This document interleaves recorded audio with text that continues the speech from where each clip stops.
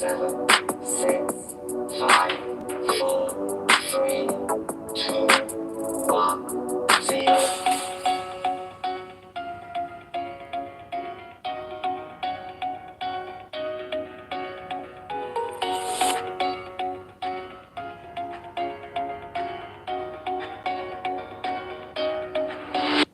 Greetings, everyone. This is me again, Zahra, ex-Muslim, ex-Shia. Come here seeking help from the Muslims to support me and help me see this so they can help themselves leave this religion, right? As I find it very terrible, very terrible. And all the conflicts between the Sunnis and the Shias that have been there for many years now. Jihadists, terrorists from this religion also, many now rampant. So please help yourselves and help me help you, Muslims. So now, remember I did this, right? The previous in the previous live stream, step by step. On the messenger is condemned to death, proof from the Quran. Now here, what I'll be doing is showing you if it falls again. Prophet Muhammad falls into the ayats against disbelievers and meaning polytheists, especially, and both. They're the one and the same, I think. So Surah 2, Ayat 204 says, "And of the people is he whose speech pleases you in worldly life, and he calls Allah to witness as to what is in his heart. Yet he is the fiercest of opponents." Okay, yet he is the fiercest of opponents. So he calls Allah to witness as to what is in his heart. Allah doesn't come between, but he calls Allah to witness. Only Allah. Does it save the rest of the people and the land from corruption? In Surah 2 ayat, same Surah 205, destroying crops and animals, human life or human progenies, perhaps. So I've taken both for Surah 2 ayat 205 also, and I haven't read this ayat out to you. Right? So then what does he do? "And when he goes away, he strives throughout the land to cause corruption therein and destroy crops and animals. And Allah does not like corruption." Another translation, not only crops and animals, but Maududi has put waste crops and human life for this here. Sorry. What I'll do is try to find my pen. Can't find it. Okay. So you see here we have this. Surah 2 ayat 5 says, Surah 2 ayat 205 says, "And when he goes away, he strives throughout the land to cause corruption." Right? Spreading earth. Okay, I'm looking at both. The Maududi's translation here. "He goes about the earth spreading mischief and laying to waste crops and human life, even though Allah does not love mischief." Human life too. Now what his Allah has done with this one Allah worship? There are people who worshipped Allah as polytheists, idol worshippers. Abraham started against them, or even before him. Right? Noah, these prophets, or even Zoroaster started against them. And we'll see now, it's been so terribly against them that they are doing an unforgivable thing, worship. unforgivable. In worshipping God, they are associating partners with Allah. So Allah the creator, Allah this, Allah that, but you can associate partners with Allah. Like in this Quran, we've seen Surah Takwir, ayats 19, 20. There is someone with Allah, also with the Lord of the throne. So it does go into having partners with Allah. This Islam, the Quran shows, right? So Allah gives all these reasons. He's the creator, supreme creator. How can he have a son? But he fails when he doesn't have a consort, when he doesn't have a companion wife, female consort. Now, does he need a female consort? Did Bibi Maryam, did mother of Jesus Christ, Isa, need a man to give birth to Jesus Christ? So we see she doesn't need it even in Surah Maryam ayat in the Quran. She didn't need a man, so Allah fails in that, Allah doesn't have to have a woman, a wife, to have a son. So like that, for example, he fails in giving reasons in this way. He fails in logic also, right? His reasoning fails. So such a hard, terrible thing against the polytheists who are worshipping God, but they're doing it in their own way. And you can see in another religion like Hinduism, there's this one God you can worship alone, or you can worship with many gods, idols also. And so they don't go killing the ones who are worshipping one God. Maybe at that time, just looking at the Hindus, way Sarguna, Narguna, or if I've said it properly, and one of them is like worshipping many gods, getting to God, or the one God, connecting, or even like connecting with the true God, and that those are God's true gods, maybe. So if I've said it properly, sorry if I've missed out on anything and haven't said it properly. And then there are those who worship through Advaita Vedanta, without idols and all, God, one God, right?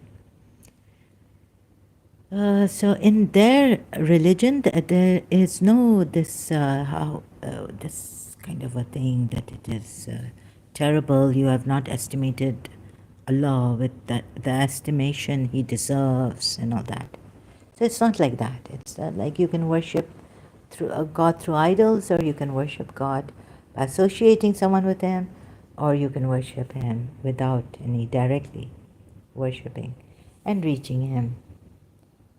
Perhaps. I think merging with them, finding out, like that.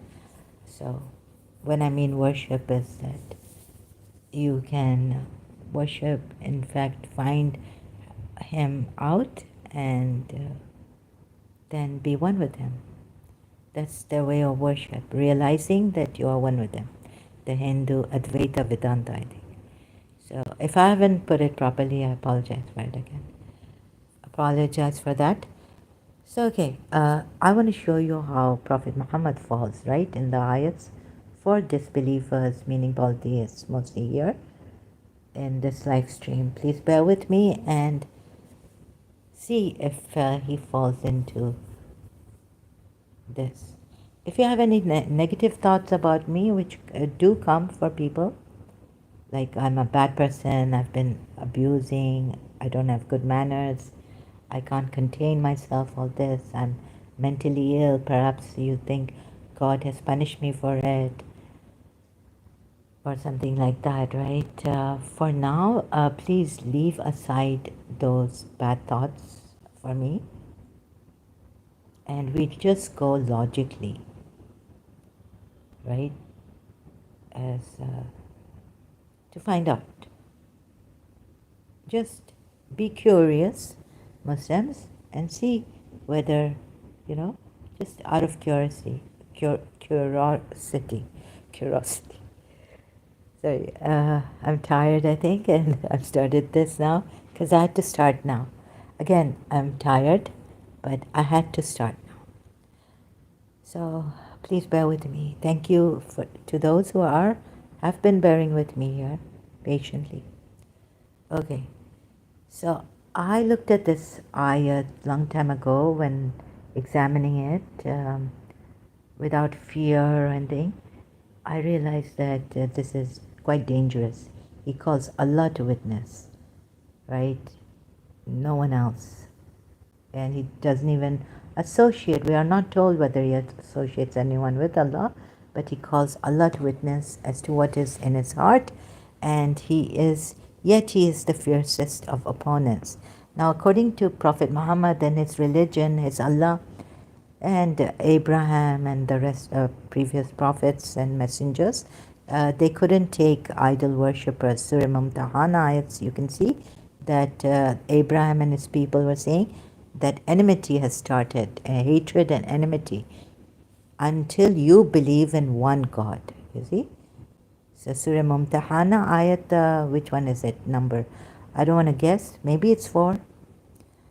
But I don't want to go there right now. So who started this enmity and all this? Abraham and his people, followers of one God, not worshipping idols, not associating anyone with Allah. Apparently it looks like this, and so the Sunnis, also not call on anyone other than Allah. They remain quite safe from that, and they say, why do the Shias call on Ali? Because it's shirk. There's hardly any ayat that says call on, do dua to Ali. And they don't understand the Shia belief. Like they don't call on Ali in that manner by praying to Ali. And many such misunderstandings. So the Shia belief, if you want to really find out what is intercession, the sunnat of Prophet Muhammad at Khaybar, Jibreel came with Naad Ali, but it didn't go in the Quran as an ayat. So all this, if you want to understand Shia belief, you can read on Shia belief on that. And how the Sunnis misunderstand the Shia beliefs. There's intercession, there's wasila. I've shown you that, right? In one of the older live streams of mine. So now here. So this also like hatred, Abraham and his people, Surah Mumtahana ayat, because if they don't believe in one God, then hatred and enmity between us has come up. Okay? Then we see Prophet Muhammad falling into the ayats for the polytheist disbelievers. Then we here, okay, so now Surah 2 ayat 206, when he is told beware of God, his arrogance leads him to sin. Hell is enough for him, a dreadful resting place. You would never, the Muslims would never guess that Prophet Muhammad falls in this ayat. And so hell is enough for him, a dreadful resting place, because when he's told, beware of God, beware, his arrogance leads him to sin. So how I've worked it out, and I'm going to show you roughly for now, maybe next time in a more, proper step-by-step, not disorderly, not rough manner. But for now, very roughly showing you. Proving that Prophet Muhammad will be in this resting place. The arrogant sinner. Surah 2 ayat 206 also. Surah 8 ayat 67 says it's a very difficult position of us ex-Muslims to prove through step by step through Quran ayats, but I've done this task. I've started it at least. I have been showing you, but it's difficult, I must say. So Surah 8 ayat 67 says it is not for a prophet to have captives of war until he inflicts a massacre upon Allah's enemies, meaning Allah's enemies, in the land, right? So he does go inflicting massacre for this religion, you would say, or they are giving a battle to him, but he doesn't take captives until he inflicts a massacre, right? So he's inflicting massacre in the land upon the Allah's enemies. For now, please bear with me. Don't give me those ayats where it says that if they want peace, then have peace. I've seen the Surah Baqarah ayats that those mischief makers, they are not fighting, and they say we are making we're reformers and we want peace. But Allah says they are hypocrites. They don't want peace. They are not reformers. They are mischief makers. Against them, like this. So here, taking those Surah Baqarah ayats, you can see that he could be inflicting massacre just so he can have his religion prevail over all other religions, right? So this. And I mean, this could be the reason too for this inflicts massacre. Surah 8 ayat 67. Surah 17 ayat 23, and your Lord has decreed that you worship not except Him. And to parents, like, okay, so it's cut here, sorry. I just put this part of the ayat, Surah 17 ayat 23.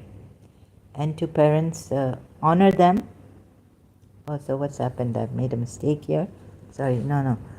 So after Allah, after your Lord has decreed that you worship not except Him, and to parents be good, honor them. And right, so that's Surah 17 ayat 23. Sorry, I somehow made a mistake here.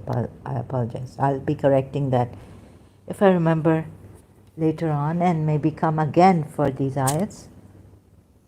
And on the same topic, just a little bit differently put, so that you don't get confused on YouTube. These notes are roughly put for now, and there are many ayats. So bear with me, and notes are my notes are less in this, only ayats more. So you see here it says Surah 17, right? 17 ayat 23. After Allah are your parents, right? So worship Lord, but honor your parents. Surah 29 ayat 8 says, but do not obey them. And we have commanded people to be good to their parents. But do not obey them if they strive to make you serve besides me anything of which you have no knowledge. Actually, the right word is associate with me. So, right translation, Dr. Shahnaz Sheikh, this Miss Kausar Qatri, and more. So this is the right, the second part one is the right, more near to the Arabic word. If they both strive, if your parents strive against you to make you associate with me, that what not you have of it any knowledge, then do not obey both of them. You see, here also the Shias would say that here it's actually put that if you have no knowledge of, but there's association here and there with Allah. Surah Takwir ayat, Allah and Waliyakum, Surah Maida ayat 55, Surah Fat ayat 9, with Allah, believe in Allah and the Messenger. So there is this way of association, right? And none guides you but Allah, and then you're told these are these are your guides. None helps you except Allah. We do not call on anyone to help us except Allah. Surah Fatiha ayat. So this way, the Shias here would say that if knowledge, I mean there are these ayats which have that you can associate. You have to associate with Allah the Messenger, obey Allah and the Messenger. Obeying the Messenger of Allah is equivalent to obeying Allah. What does that mean all? Association it means. So in a orderly manner, the Muslims have stayed ignorant or something, different meanings, and he's tried to confuse and not clear, but they don't see that they should be confused about this. But they think, oh no, association with Allah in His divinity or as His creator. So it's not put properly. The Quran ayats to like defining what is here association with Allah, right? Intercession is not association with Allah. Only the disbelievers will not be allowed intercession, but the believers will be allowed intercession for them by the one Allah has chosen, Prophet Muhammad, this and that. So it's not that clear. And for centuries, Sunnis and Muslims, Sunnis take one part of the ayats, Quran, the Shias take, they think they have to, like they've taken it properly overall, right? Somewhere the Shias have also been wrong in doing so, and that I will later as we go on, I'll perhaps, I can't put it succinctly here for now. See Imam Ali, calling on Imam Ali, Ya Ali Madad, that way, Ya Ali help.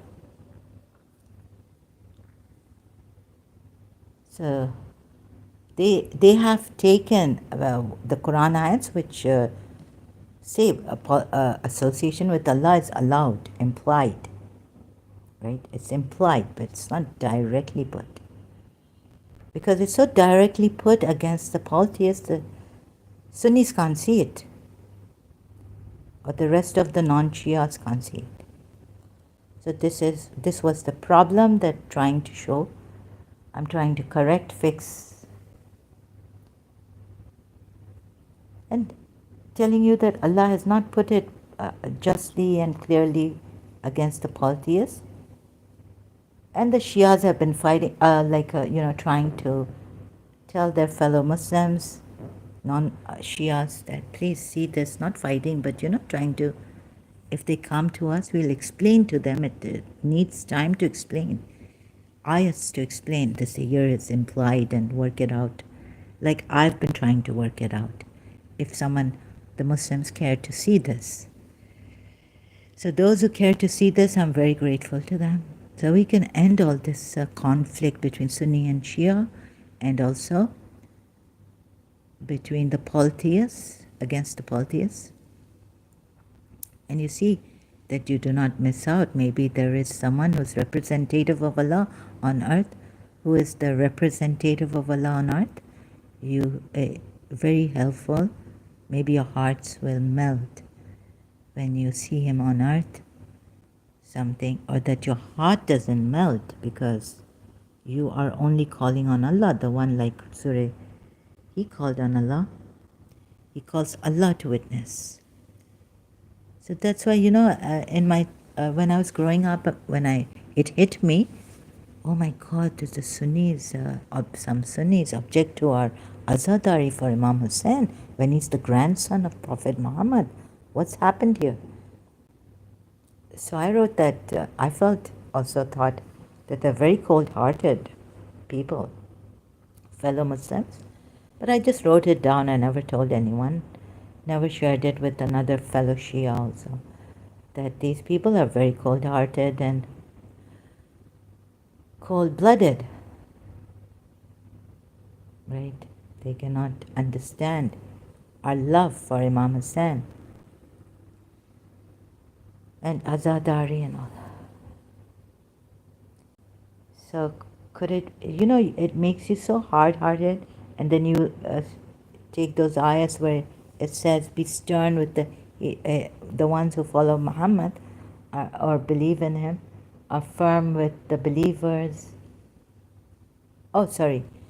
are stern with the disbelievers, merciful, compassionate towards the believers.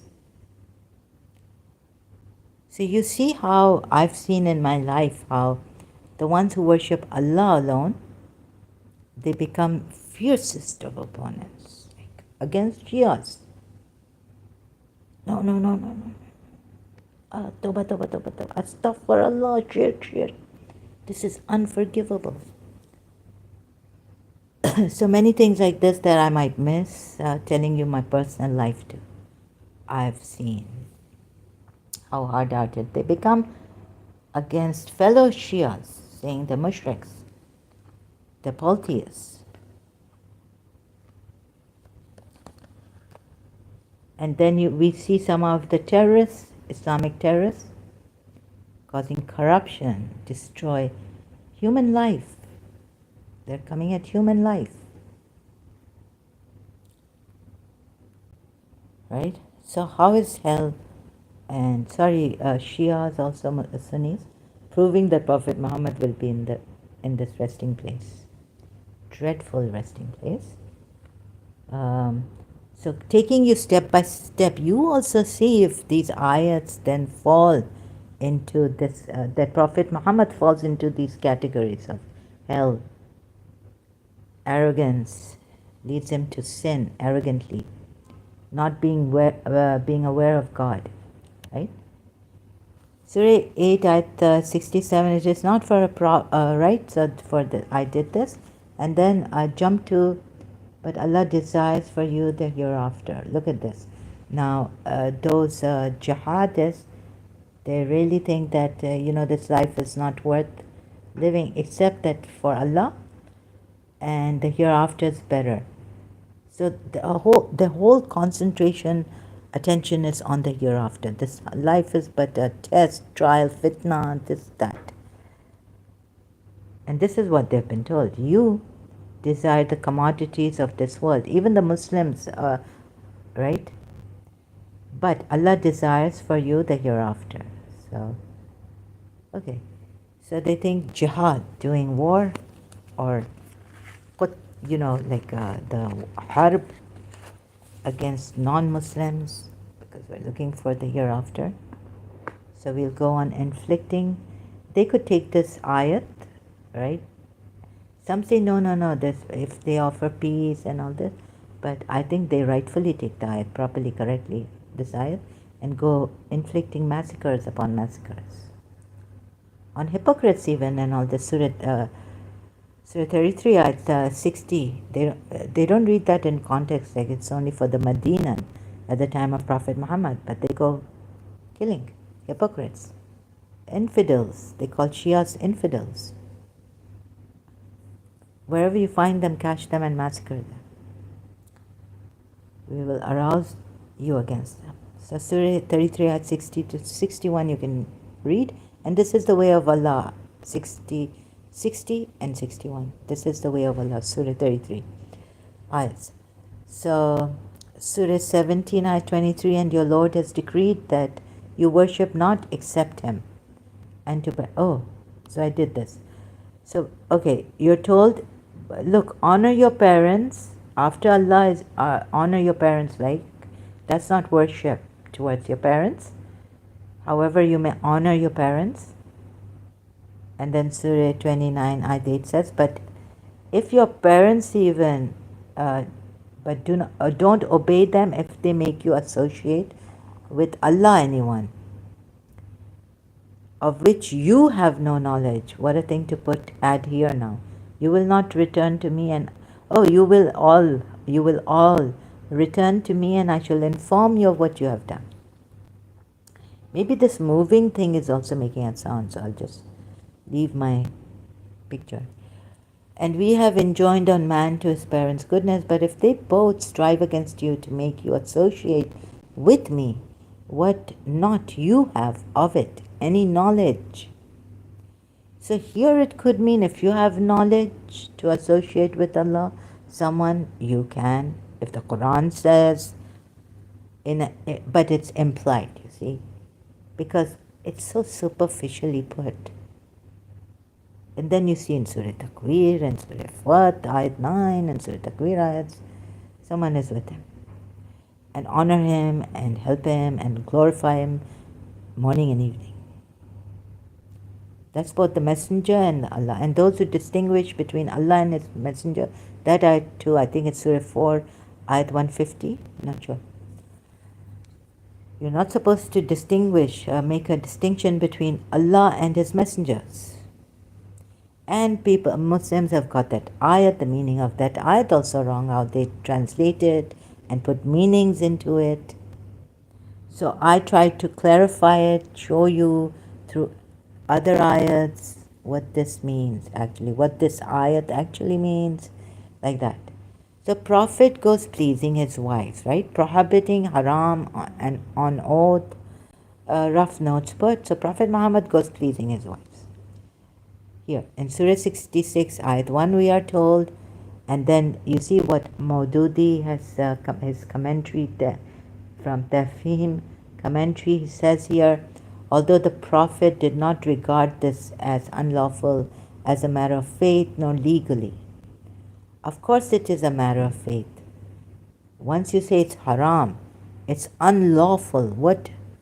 Now, you see, you can say, okay, I'll drive at this speed, I won't drive at that speed. Not. But the law is that the limit, there's a limit to a speed. If you drive beyond that, right, then beyond that speed, you will be fined by the law. So, but you don't say that I'm going to make it halal for myself. I'm going to allow myself, but the law doesn't allow you. Or have I? So like that, making haram something is by law and by faith. Otherwise, he could have refrained from it and told his wives, okay, I'm going to avoid going to do this. I'll not do this. I'll restrain from it. See how, where they, even Maududi is wrong about this. Although the Prophet did not regard this, he should have regarded this. Because the word used is haram, forbid.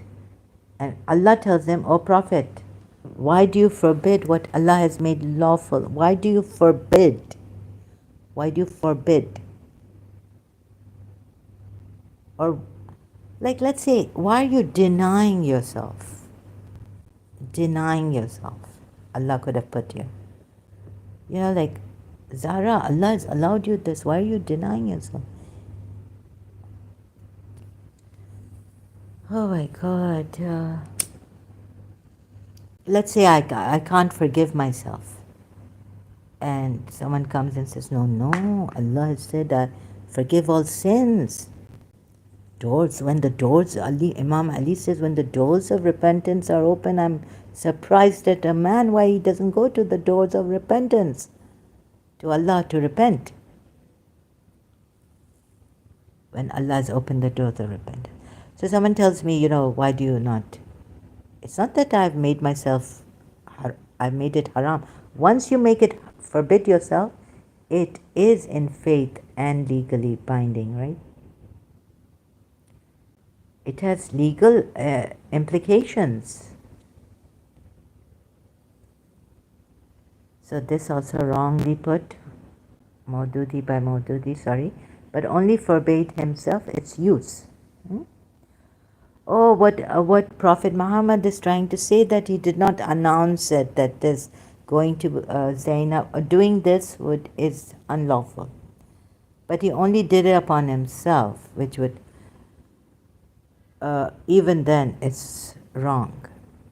You forbid, you have brought it on, it becomes a matter of faith, and it becomes a matter of legality. It becomes a matter of legality.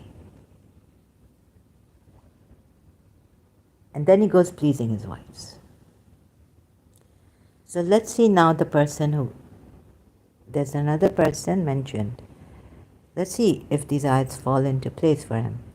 So now Surah 66, Ayat 1, Mardata, right? He goes pleasing his wife, the word is written here. Now there's and why did I put Surah 33, Ayat 1? Also, God says, Prophet, be mindful of God and do not give in to the disbelievers and the hypocrites. God is all-knowing, all-wise, right? So these wives, two wives have become, before I go to the other person, and the other ayat on this, Mardata goes pleasing, he sells himself to please Allah, seeking to please Allah. Before I go there to that Quran ayat, I have to explain this step by step. Now, if you say going to please his wives is good, is no problem, but Prophet, be mindful of God and do not give in to the disbelievers and the hypocrites. Surah 33, Ayat 1. Prophet's two wives become disbelievers. In Surah 66, Ayat 5, it is said, perhaps his Lord, if he divorced you, would substitute for him wives better than you, submitting to Allah. Muslims. Why don't you put Muslims here? No. In Hazrat Solomon, for that ayat, submitting to whom? Muslims, right? So they're not Muslims, the wives. Believing, they're not believing. They're not devoutly obedient, they're disobedient. They're not repentant, they're not worshipping, and not traveling, which means what? Once previously married and virgins. So traveling, the word here in the side Surah 66, Ayat 5, I haven't like bold, put it in bold letters, black. Oh, so repentant, worshipping, and they're not Muslims. And then Surah 33, Ayat 1 says to Prophet, be mindful of God and do not give in to the disbelievers and hypocrites. Now, don't the wives at least become disbelievers? Oh, sorry. Here. So in Surah 66, Ayat 5, we see they've become disbelievers. Then this man sells his life, but see, roughly written, how tired I must be. This man sells his life for the pleasure of Allah. Surah 2 ayat 207, on the other hand, among men there is a kind who dedicates his life seeking to please Allah. Seeking to please Allah. Allah is immensely kind to such devoted servants. Your Prophet fails to be seeking to please Allah. Surah 66, ayat 1. Even he fails to be this man. And here you see Mardat, the Allahi. See, another translation. Okay. So this man seeks to sell his life, selling his life, seeking the pleasure of Allah. Not dedicates. I think there was another translation. Sorry, I didn't put it here. So I didn't realize. Seeking to, he sells his life seeking to please Allah. Imagine at what level, right, he is. But forbidding what your Prophet did there in Surah 66, Ayat 1. Now, does your Prophet even fall in this category? No. He doesn't, right? Prophet Muhammad failed to do this, seeking to please his wives, making haram, prohibiting, moreover, what Allah had made halal, lawful for him. Surah 66, Ayat 1. Then this, let's see, in Surah 39, Zumar, I think, Ayat 8. Surah 39, Ayat 8 states, when any affliction befalls man, he cries out to his Lord, penitently turning to him. But when his Lord bestows his favor upon him, he forgets the affliction, regarding which he had cried out, and sets up compeers to Allah, that they may lead others astray from his path. Say, O Prophet, enjoy your unbelief.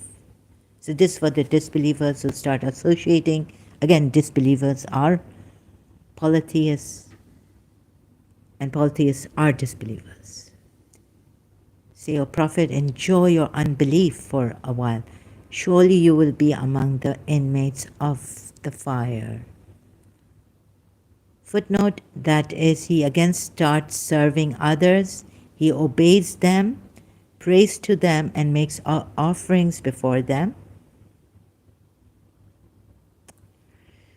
Okay, praise to them, but at least he did one. Prophet Muhammad started to please his wives, went against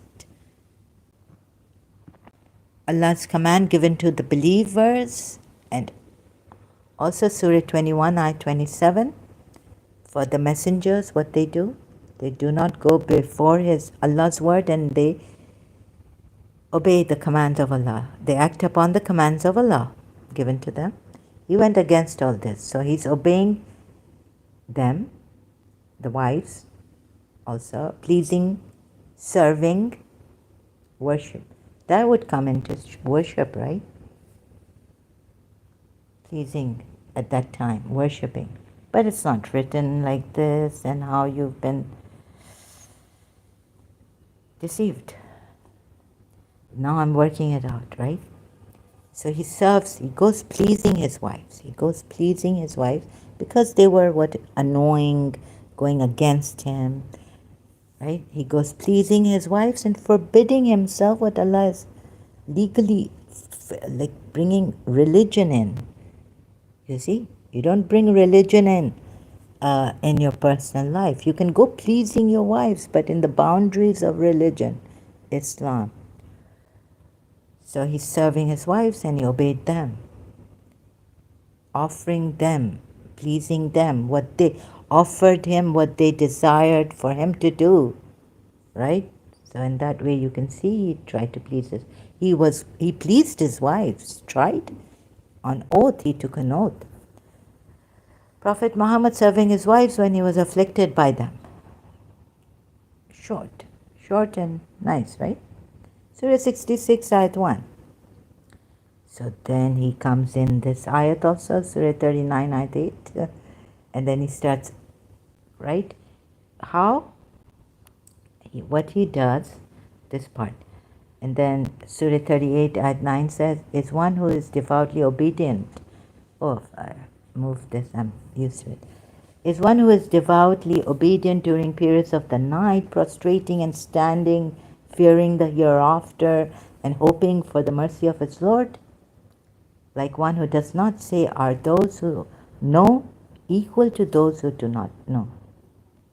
Only they will remember, people of understanding. Now I have to, I forgot something, right? So Prophet Muhammad goes, he goes serving his wife, right? So I have to stay. But remember Surah 66, Ayat 4. Not only Allah is going to help him, so this part of the ayat steps up, he starts associating, sets up associates with Allah. Who did he take help from in Surah 66, Ayat 4 against his wives?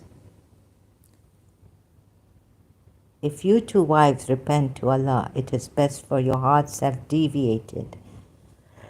But if you cooperate against him, against Prophet Muhammad, then indeed Allah is his protector, and Gabriel, and the righteous of the believers, and the angels moreover are his assistants. Sorry, there's something in the background, the sound is coming. If you can hear it, I apologize for the disturbance. So this in red I put now. So this part of the ayat where they set up equals, because when Allah sets takes them out of this, or devout, obedient, and like one who does not say, are those who equal and those who know. Even on this I will, so the ayat before this I should have put, like they're so persevering, patient, and they're hoping for the mercy of his Lord in bad times also, right? In bad times, these believers are hoping for the mercy of his Lord. They start praying during the nights. They always do this, prostrating, standing, fearing the hereafter. Devoutly obedient. Now, here it says, say, are those who know equal. No, sorry. Surah 39, Ayat 8. When any affliction befalls man, so it carries to Surah 38, Ayat 9, sorry, yeah. So you see, when any affliction befalls man, he cries out to his Lord, penitently turning to him. But when his Lord bestows his favor upon him, he forgets the affliction regarding which he had cried out and sets up compares to Allah. Now this is for those who can't remain patient, like this man in Surah 38, Ayat 9 is mentioned, devoutly obedient during the night. This is showing that he only relies on Allah for help, right? These two ayats, Surah 39, 8 and 9. Like 8, he shouldn't be doing this, what he's doing. He sets up compares to Allah. How does he set up equals to Allah?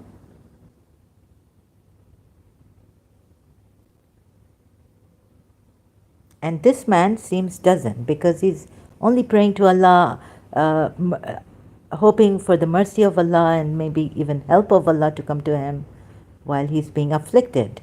Say, okay, so this part only, Surah 38 at 9. Say, are those, this I will do later. So I have no control over my bed.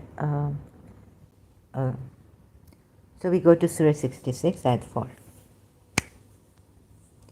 How does he associate, how does he set equals with Allah? Could it be like this, that indeed Allah is his Mawla, protector, and Gabriel and the righteous of the believers and the angels moreover are his assistants. That's why some Muslim translators, they don't put Allah as his protector for Jibreel, for the righteous of the believers. They put, for Jibreel and for the righteous of the believers, they put, like it is put for the angels, moreover are his assistants. So here they put like a semicolon, not a comma, but Sahih International has put a comma here. However, even put a comma here, they say Jibreel and the righteous of the believers and angels are its assistants. No one can be a Mawla, right? But what is waliyakum also? But there, okay. I don't want to complicate it. Surah Ma'idah 55, singular form. Allah, his messenger. Now his messenger couldn't help himself, or Allah alone couldn't help him, because he's the wali in Surah Ma'idah 55. He's also on the same level after Allah, right? Or after Allah he's there? No, they all three of them are on the same level. Allah, the messenger of Allah, and the believer who bows down, who prays and protects and all this, right? Sorry, I can't remember it properly. Surah Ma'idah 55. So the messenger should have been able to protect himself and endure until even Allah sends the revelations. So he should have endured, right? The affliction that had come to him from his two wives. Now he sets up equals with Allah. So Sunnis, or the Muslims who say no, Mawla, Jibreel isn't, Gabriel isn't, the righteous of the believers isn't. They go with the angels who are just his assistants. But even then, He set up equals. Even if you take it like that, with Allah.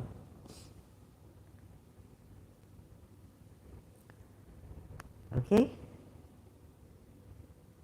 So he's fallen into polytheism. Surah 39, yeah. And also coming here, a slight point here. So this man who sells his soul knows, okay. And also that man who sells his soul in Surah, where is it? Surah 2, Ayat 207, Prophet Muhammad serving his wives when he was, no. What have I missed? Prophet Muhammad failed to do the seeking pleases. So this man who sells his soul knows, and Prophet Muhammad. Also Prophet Muhammad doesn't know.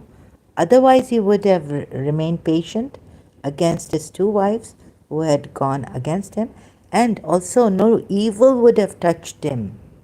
So also now on this side, back to this side, Surah 38, Ayat 9. This part of the ayat. Say, are those who know equal to those who do not know? Surah 7, we come to ayat 188. Muhammad, say, I have no control over my benefits or sufferings without the will of God, Allah. Had I known about the unseen, I would have, I would have gained much good and would have faced no suffering, right? Maybe the much good, meaning I'm only a warner and I preach the glad news. I preach, yeah, definitely you only preach. You are not a practicer. I've seen you falter through Quran ayats. So I preach the glad news to the believing people, right?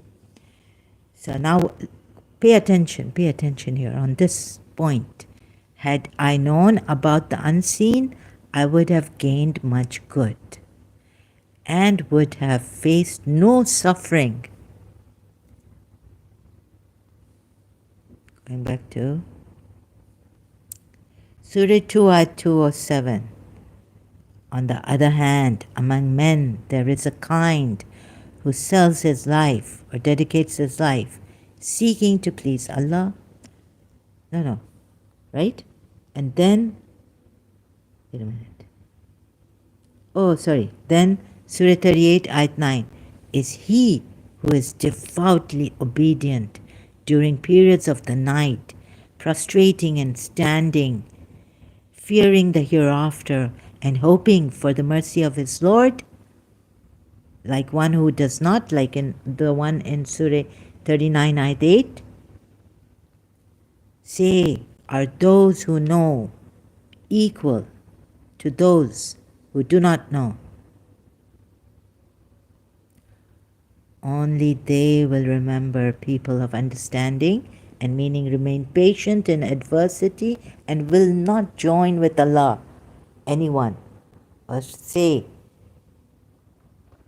that Allah is my protector. Moreover, angels bringing angels in this, Jibreel and the righteous of the believers, they hope for Allah's mercy. And wouldn't Allah's mercy be enough for you to not feel the sufferance inflicted by other people on you? Moreover, so they know. So this man who sells his soul knows, right? Also, and devotes his life, This man in Surah 38, Ayat 9 also, devoting his life night and day and not associating with Allah, like the one in Surah 39, Ayat 8. And he also knows, because Allah says, say, are those who know equal to those who do not know? That Allah is surely helping him, or this is the help, without associating with Allah anyone. or bringing anyone equal to Allah. this man in Surah 38, Ayat 9, and Prophet Muhammad knows, right? And Prophet Muhammad doesn't know. Otherwise, he would have remained patient against his two wives who had gone against him. So bringing it this way also, from the Quran ayats, like this time, rather than that other way in that other previous live stream. You see, Surah 7, Ayat 188 again. Muhammad, say, I have no control. Had I known about the unseen also, had I known, now it's on this, had I known about the unseen, I would have gained much good and would have faced no suffering.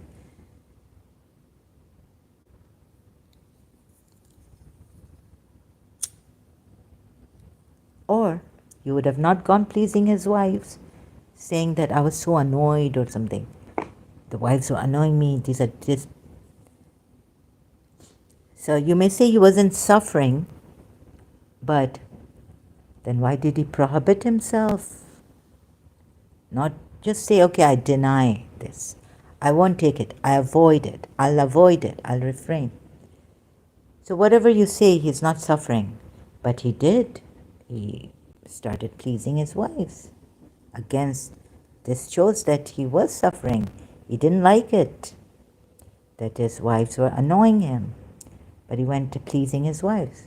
Maybe his wives are too idol, to goddesses or something of that time. I've jumped a lot. For you Muslims, it wouldn't be prudent for me to say this right now about his wives. I think they were testing. Okay, I'll leave my opinion. I'm taking you from Quran step by step. So if I give my opinion, forgive me sometimes, I can't help. Okay, so Prophet Muhammad doesn't know the unseen. Had I known about the unseen, then this man knows. Surah 38, Ayat 9. I think I got confused with Surah Baqarah, Ayat 207.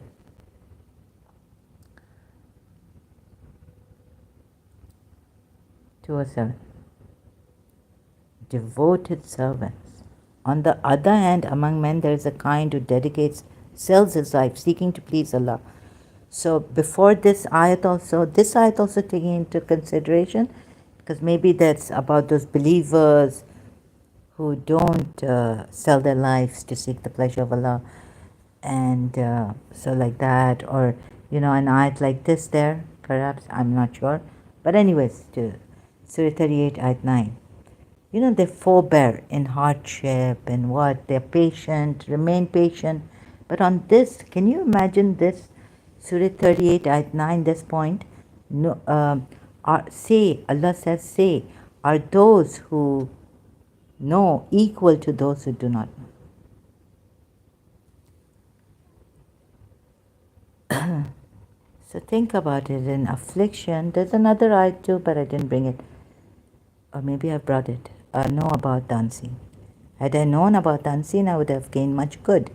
So he would endure the sufferance, the afflictions. But Allah's telling you about a believer who does this, enduring the sufferance. And he even knows that that's why he's enduring the sufferance. He wouldn't suffer because he has great good in him. None is granted it, save one who has a great share of good. Surah Fussilat Ayat. Your enemy will become a bosom friend. Surah Fussilat Ayat. I can't remember the numbers.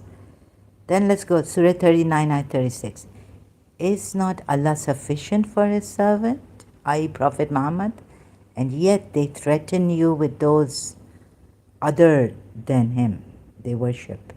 Oh, they worship in brackets, yeah? And whoever Allah leaves astray, for him there is no guide. So why are they threatening Prophet Muhammad with those other than Him, than Allah?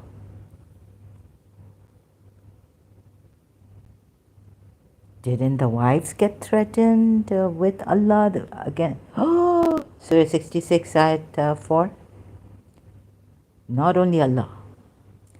Here it says, is not Allah sufficient for his servant, i.e. Prophet Muhammad? And yet they who associate and worship those other than Allah, they threaten you with those other than him. What did Allah tell Prophet Muhammad? What did Allah tell his wives? Where is it?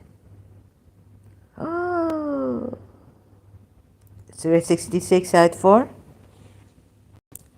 If you two wives repent to Allah, it is best, for your hearts have deviated. But if you cooperate against him,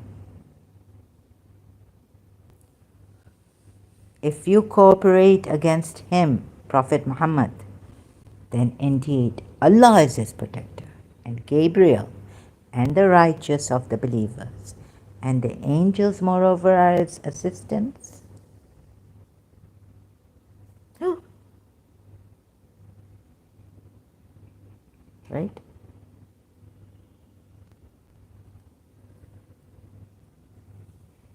So something felt sorry. If Allah intended me harm, no. Verse on Surah 39, Ayat 36. Is not Allah sufficient for his servants, i.e. Prophet Muhammad? And yet they threaten you with those other than him.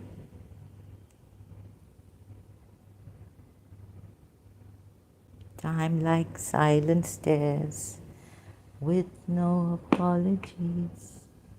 Lady, lady, lady, lady. Haran. I'm shocked.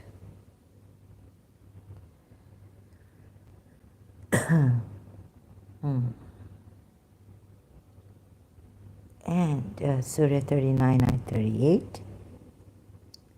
If Allah intended me harm, are they removers of his? No. Harm. Or if he intended me mercy, are they withholders of his mercy? Say, Allah will intend harm? Say, sufficient for me is Allah. Upon him rely the reliers. Right? Surah 39, Ayat 38.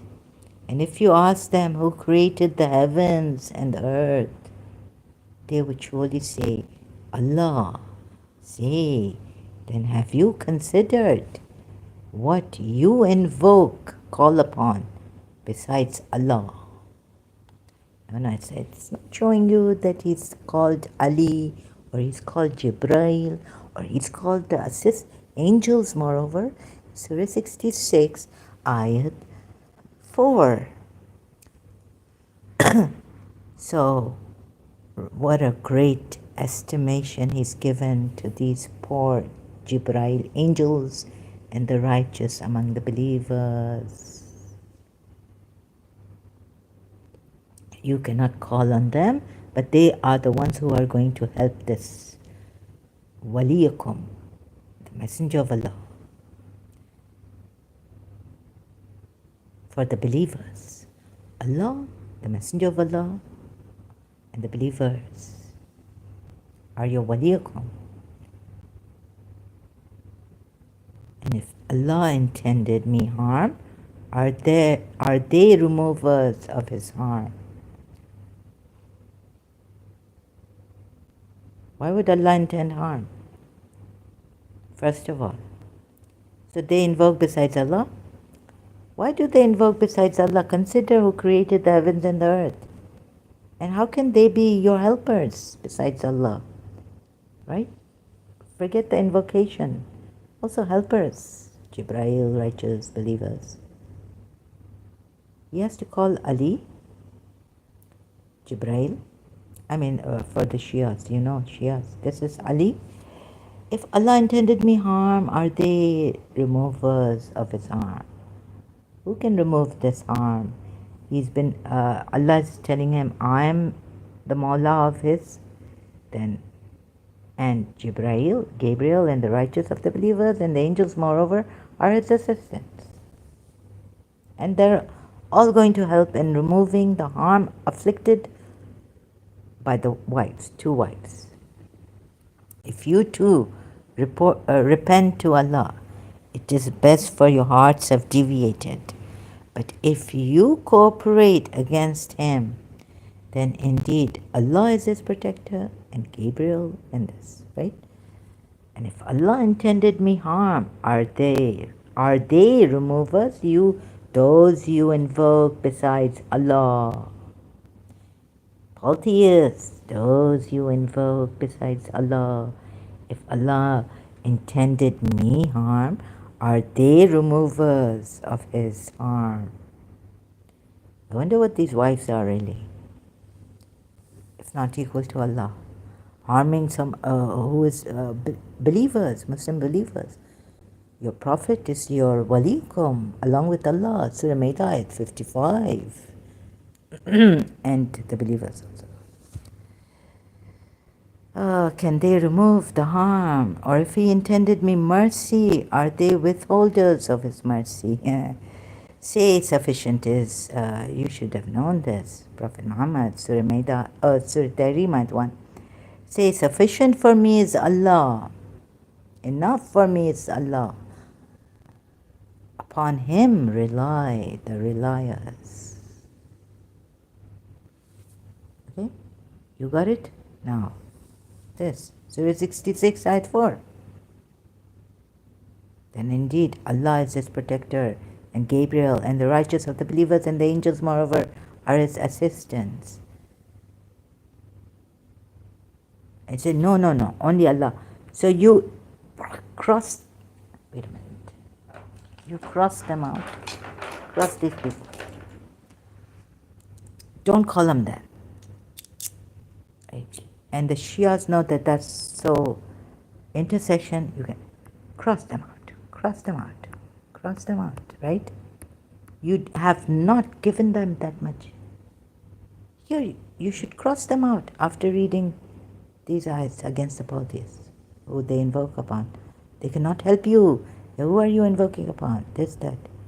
No. Allah is sufficient as my Mawla. Get it? Sorry, excuse me. Allah.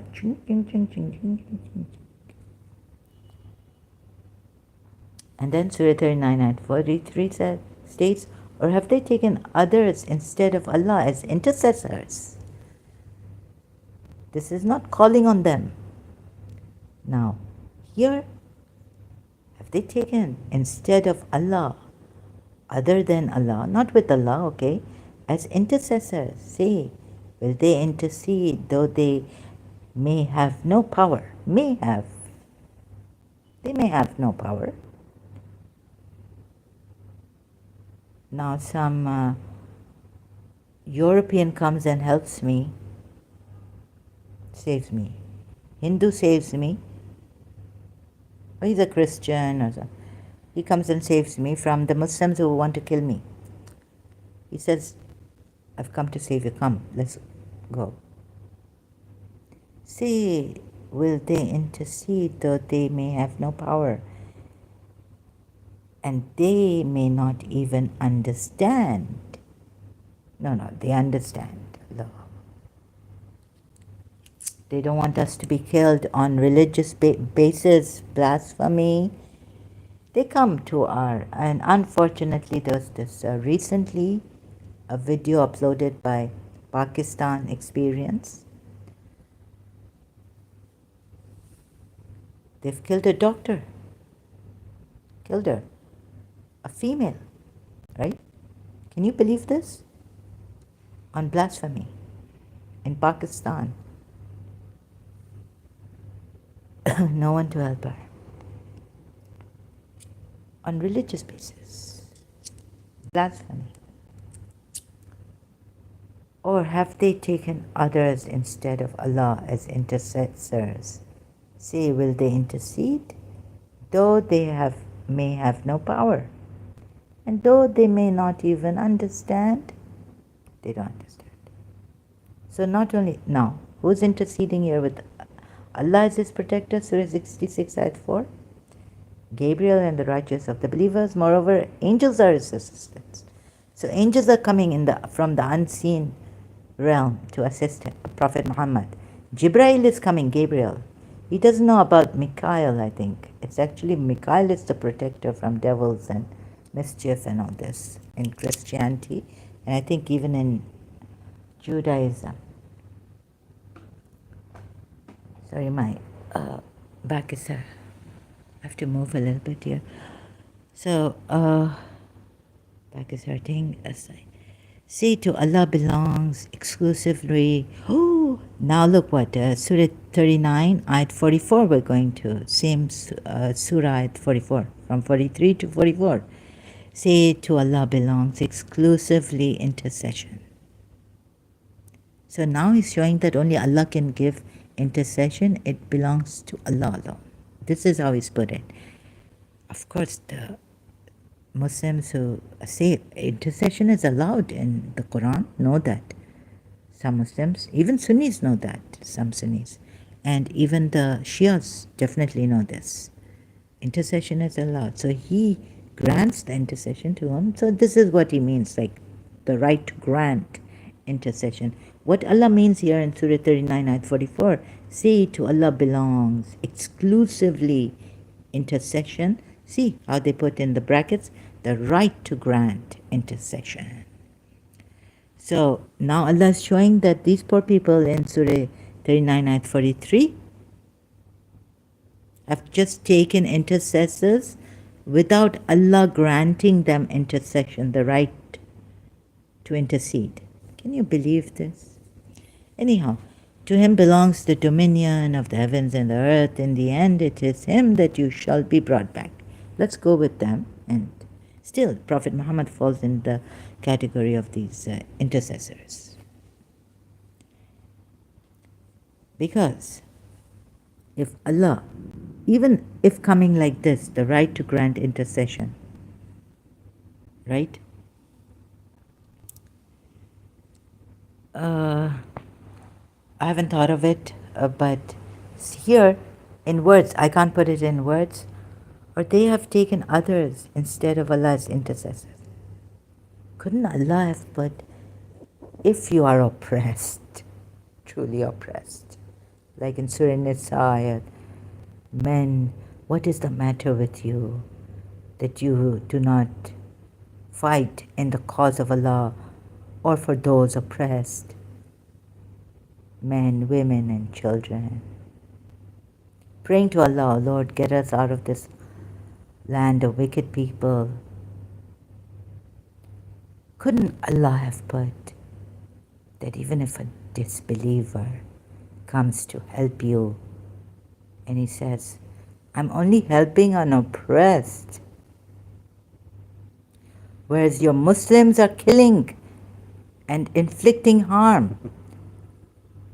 The wives of the Prophet became disbelievers then.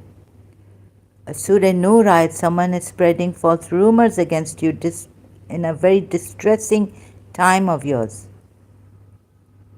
They're hurting you terribly, and some disbeliever says, stop it, it's not right. Let me show you from your Quran ayats.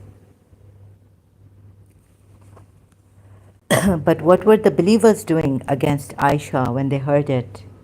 Allah tells you, they spread it after hearing it against Aisha the slender of adultery. Surah Nur ayats. And it is your own people. And then we are told they are hypocrites. It is your own group of people who did this, spread this rumor. And generally, all the believers who did this, spreading the news, are condemned by Allah. I mean, warned. Put down in Surah Nur ayats. So when your own believers are doing it, and we see now that some foreigners are helping us, some non-Muslims are helping us, there are non-Muslim doctors, lifesavers, human rights upholders, right? What would you say? What would Allah say to them for those? To Allah belongs exclusively the right to grant intercession. Your boat, God forbid, someone's boat is sinking, and let's say, it's reached that, or or storm comes, or in Canada, or it's reached that, what, I've forgotten it. What's that place where the waterfalls, what do they call it? Rescue team comes. Intercessors. Dua. So you see how Allah has divided the dua, also prayer, call for help in this life, material and spiritual call for help. That's not right.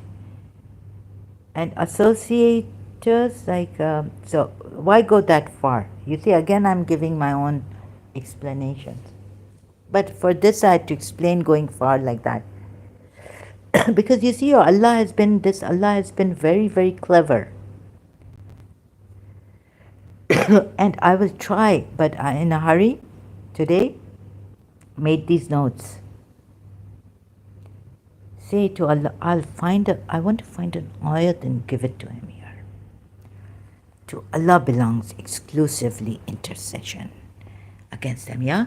Surah 43 ayat, Surah 39 ayat 43. Or have they taken others instead of Allah as intercessors? So Allah is not going to hear them when they come to, and we'll be all in hell, burning. My intercessors with Allah, right? Intercessors, partners with Allah. Like they're helping me for the sake of Allah. But their intercessors, Allah has not granted them permission. We are all like let's say Shakti Gwain wrote a book. She's not religious even. She's not even Christian. She's not even Jewish. To help out of love. She dedicated out of love to help you. Spirituality, creative visualization. She told us what energy is. Look at your guide, meditate. He might come in a very weird way, very eccentric way. Or you can, like your own guide. If you believe in your own guide, then you don't have to do this exercise if you want to do this. Your own inner guidance. But if you want a guide like outside, you can do this. You're telling me, Allah's telling you, you're telling me, not even you, sorry. Allah is saying here, as intercessors. Or have they taken others? What if these non-Muslim believers, they still believe in God, these spiritualists, these Reiki healers, distance, they're helping heal us. God has given us so much potential. Unbound, right?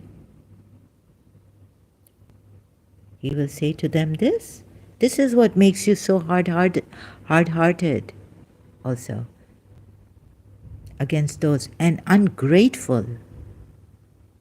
You see, when someone wants to help you, really care for you, but your parents say, no, stick to this religion. I pray, child, that you never leave Islam, right? What are you going to think of us, ex-Muslims? What are you going to think of us as ex-Muslims, right? No, my mother, your heart will melt. I'm a Muslim. My mother has told me never to leave this religion, beta.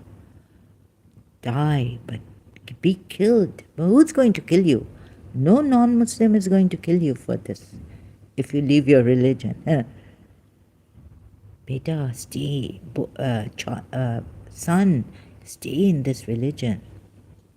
These are people who are yet here you are told that your parents if they tell you to associate anyone with Allah, that Quran ayat, right?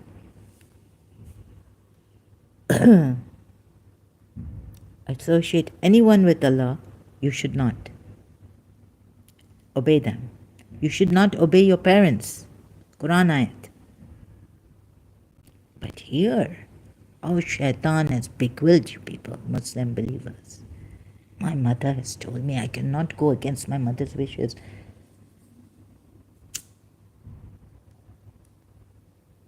And please don't, like, ex-Muslim, even you know that caring, very caring ex-Muslim, Abdullah Samir. So, I'm remembering my ethics. When I didn't go mad, I wouldn't take people's names like this here. But in social media, I hope he will forgive me. No, don't tell your parents if it's going to hurt your parents, but just it's okay and be safe and all this, right? Abdullah Samir saying ex-Muslim caring, and if it's going to hurt your mother, shock. Oh, my son or daughter has left Islam. No, and if they are elderly, then don't say anything, right? But does your Allah care when He said, elder, those elders of pagan parents of Muhammad, their children, taking their children away from them because he's dead against polytheism. So where is it? Your respect, and when he go, is it not captives or your Surah 29 ayat 8? We have commanded people to be good to their parents, but do not obey them. It doesn't say even. It doesn't say if they reach old age.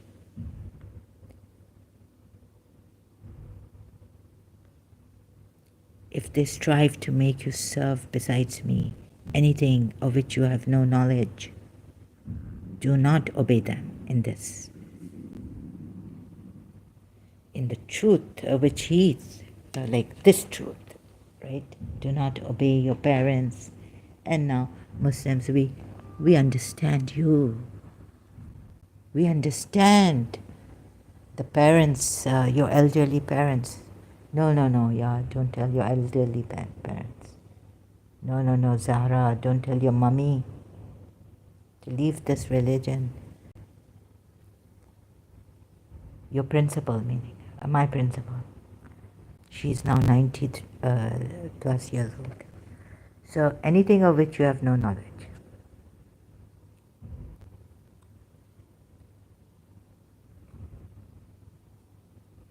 Do not obey them. Does He care for the polytheist parents who will be leaving at that time their religion? Oh, elderly parents. Polytheists, mushriks. Okay, enough of this, my talking. And when adversity He calls upon us, when He bestows a favor from us, He says, I've only been given it because of my knowledge. Where are we going? I think I've gone down. It was here. Where were we? Say to Allah belongs exclusively the right to grant intercession. So please don't take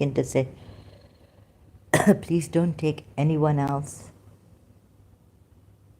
as associates with Allah, except that when Allah, intercessors also with Allah, okay? And those whom they invoke besides Allah have no power of intercession. Yeah, God will not listen to their dua even to Allah for you. So in a group, or let's bring this also, this example. Christians pray for me, or a friend Christian friend prays for me, God will not hear the prayer of a Christian friend, right? Because Allah will not allow them. Allah has not allowed them intercession, this is Islamic Allah.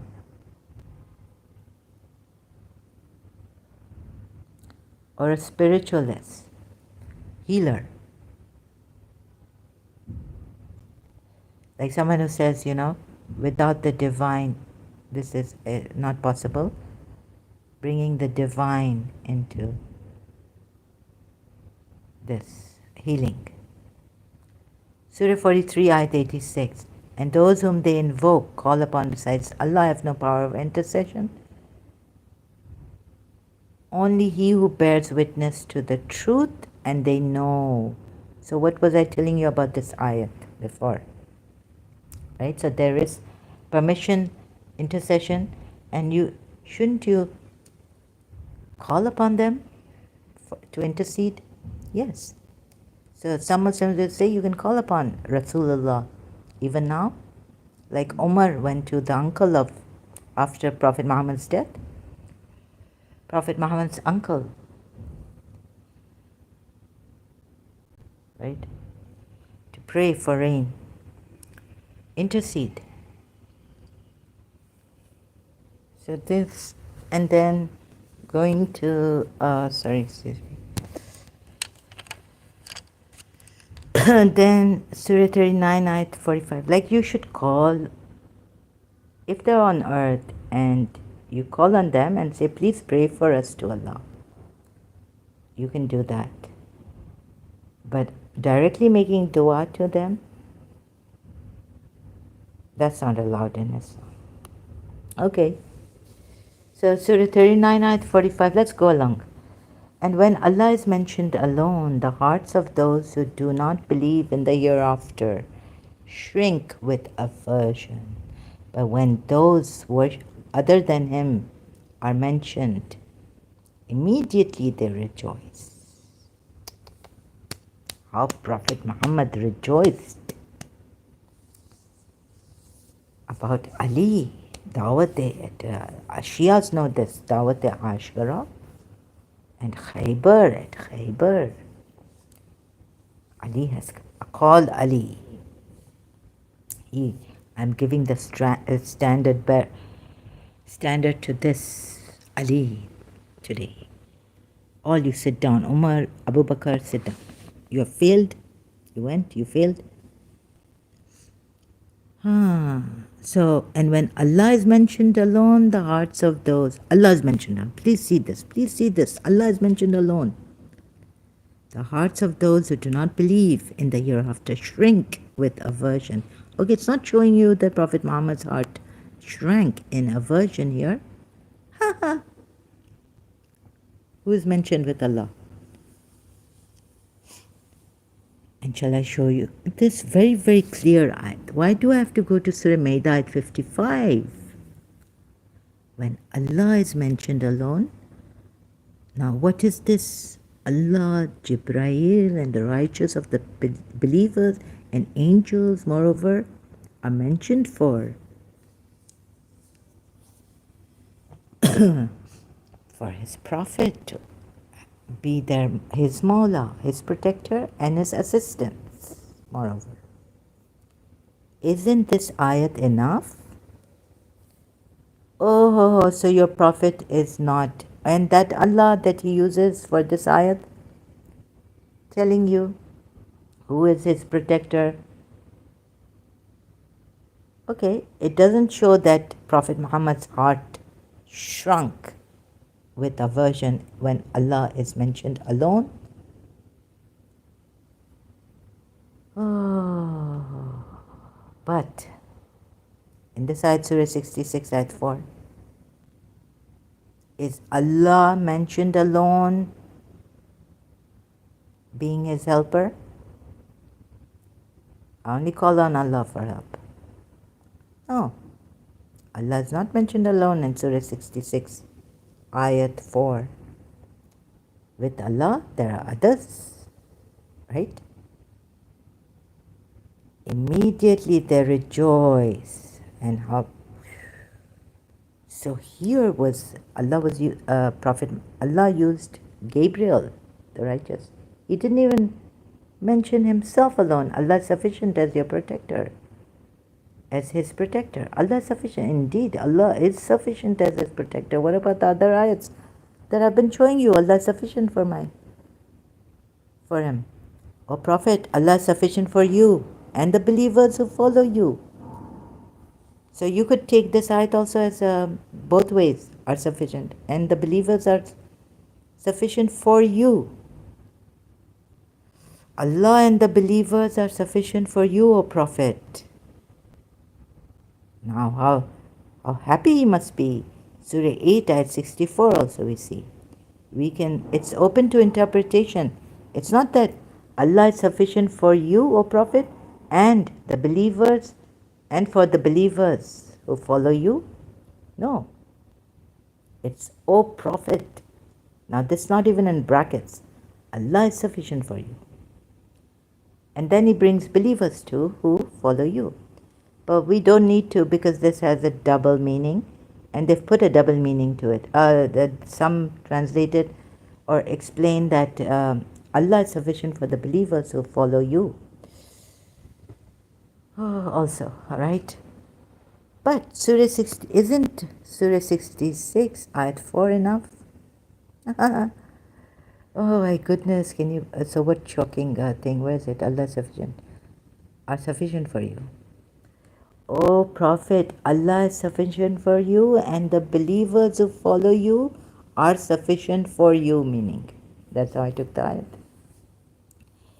But even if you take it the other way, that Allah is sufficient for these believers, Surah 66 ayat 4, it goes against.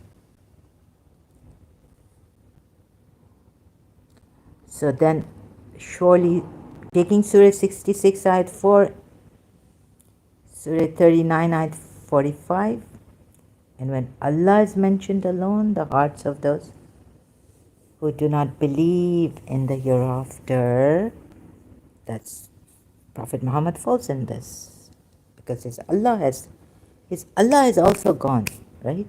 It's a false religion.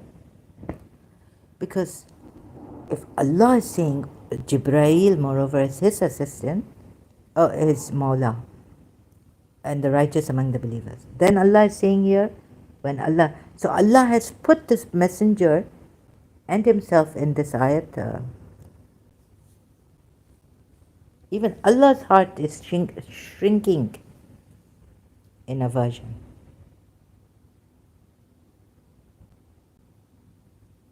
Right? Oh, so not only the Prophet Muhammad, but Allah, because it's not a sunnah. It's not a hadith. I'm giving you Quran ayats. This is a false Allah. And when Allah is mentioned alone, the hearts of those who do not believe in the hereafter shrink with aversion. Think about it. But when those other than him are mentioned, immediately they rejoice.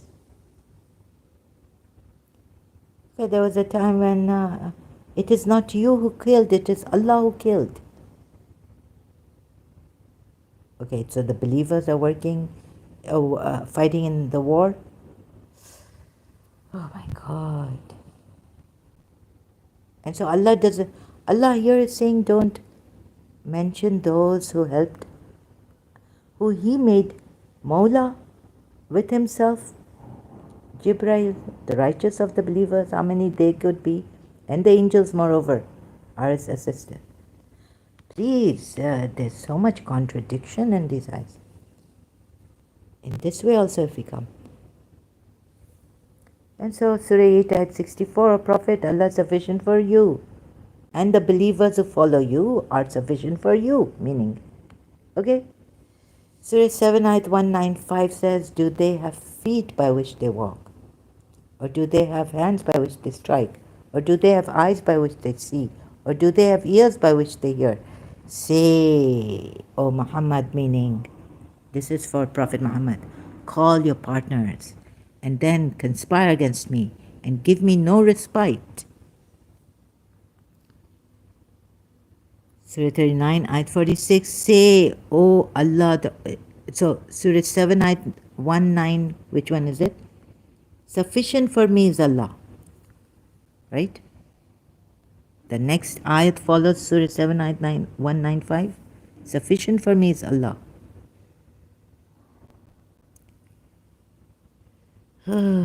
So what the Shias try to work it out is that, say, oh Muhammad, call your partners. Like they're not calling Allah and telling Allah to call them for help or, whatever they need them for. And then conspire against me and give me no respect, like the other ayat.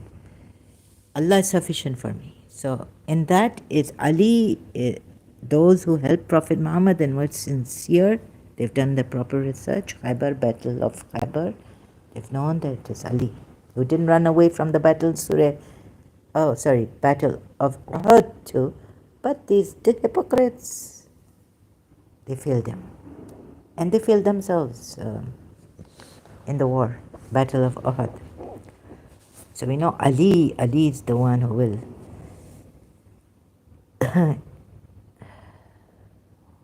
this. And you can call on him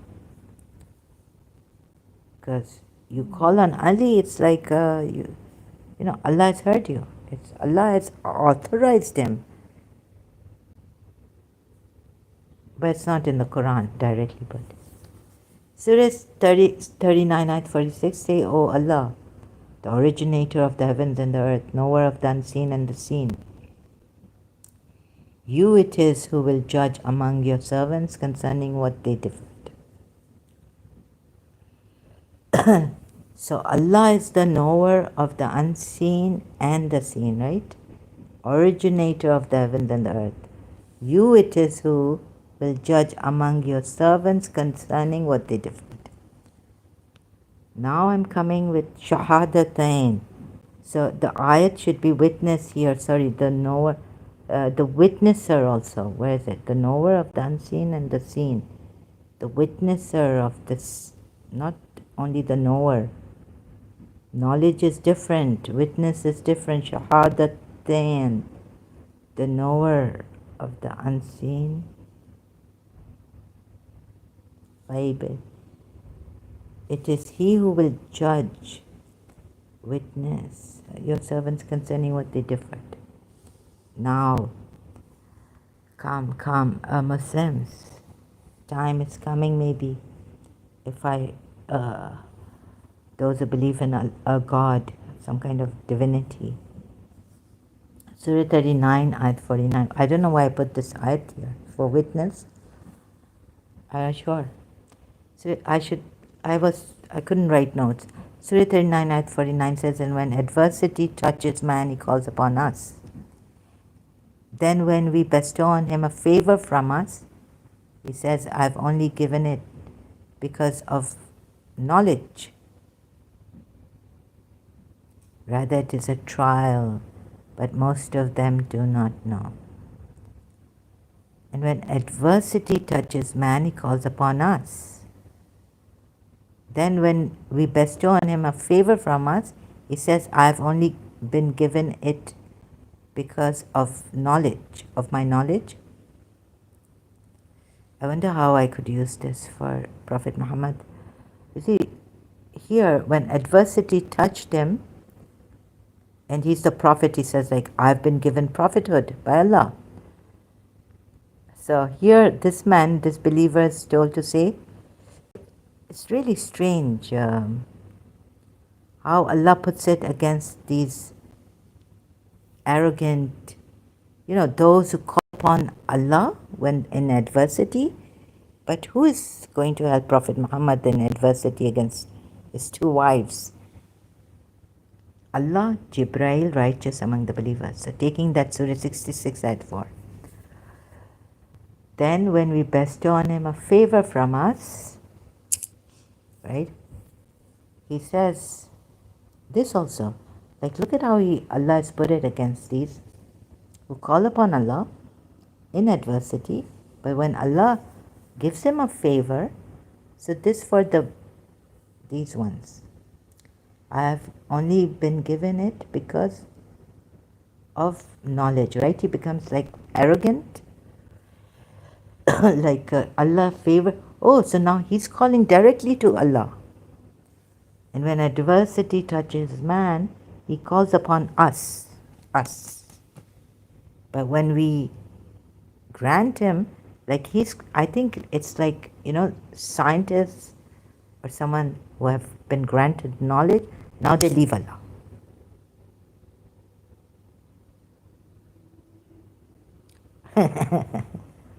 So this is, for example, right? Sorry, maybe not a good example, but it's like that, right? Maybe the scientist called on God, oh God, please help me, I can't study, when he was a student, science student, and then, or a philosophy student. When they reach a certain, now, favor has been bestowed on him, he's got a good mind now. He studied well, he's great, he passed with flying marks. And then he says, I have only been given it because of my knowledge. Like scientists. Richard Dawkins. Sorry, picking on him. This is not Allah's favor on me. Now, maybe Richard Dawkins, we don't know, oh my goodness, or Sam, what's his name? Atheist. Okay, so this is how God, I just wanted to put this here, right?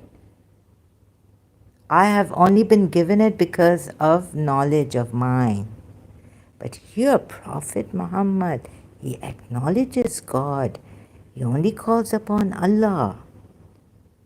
And then come the helpers, along with Allah. Right?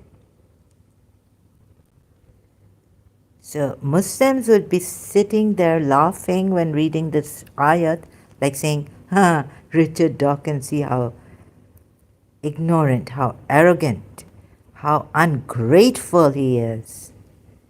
Sir Richard Dawkins, Professor Richard Dawkins. Sam, what's his name? I'm sorry. That favorite of mine, atheist also now, contemporary favorite atheist. Huh? Oh, So I'm going to get him. And I've already got him. This is just a side kind of where he falls into.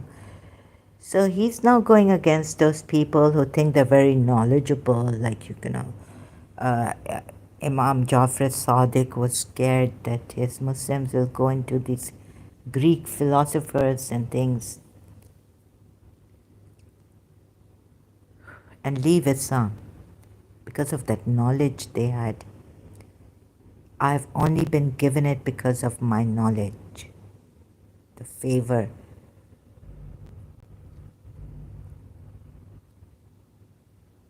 So I wanted to talk about this, and I haven't done justice to this ayat. Actually, thank God I remembered. So this prophet who thinks only Allah, and but this person calls upon Allah, right? He calls upon Allah. There's perhaps someone who was always an atheist since childhood, relied on knowledge that can help humanity.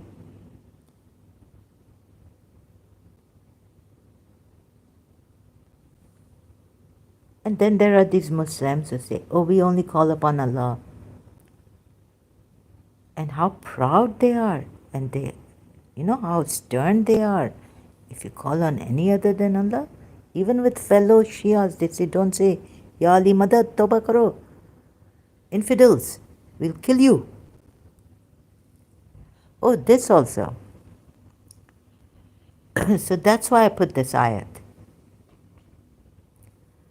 And when adversity touches man, he calls upon Allah, us. Then, when we bestow on him a favor from us, no, you Muslims will never call on any other than Allah. How does Allah bestow a favor on them? Let me show you. Not through knowledge. No. This not. Come here. I have to cover this today. Surah Nisa. You're praying to me. Huh? What is oppressed? Men, women, and children. What is the matter with you people? Yeah? You've taken much pride in Muslims that you only call upon Allah. Iyyaka na'budu wa iyyaka nasta'een. Surah Fatiha.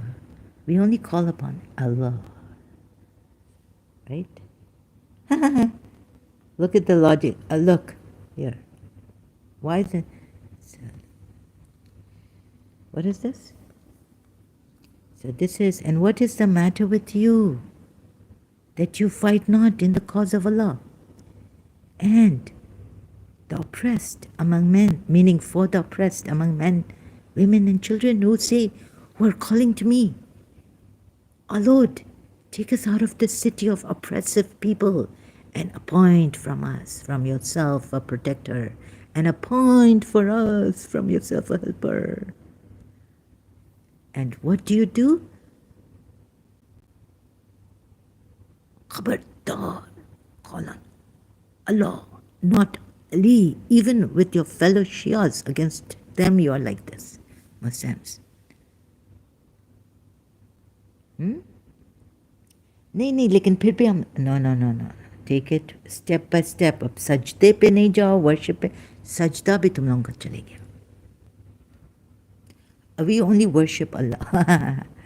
Come on, what a joke this is, that He's made of you people Allah, the false Allah, and Prophet Muhammad. So, and what is the matter with you that you fight not in the cause? Allah is telling you, when they're calling on Allah, noteworthy, our Lord. Okay, our Lord, take us out of this city. They say, who say? This means they're praying to Allah, right? They're calling on Allah. See, they don't even pray. They say, "Our Lord, take us out." It didn't say dua. They say, "Kul."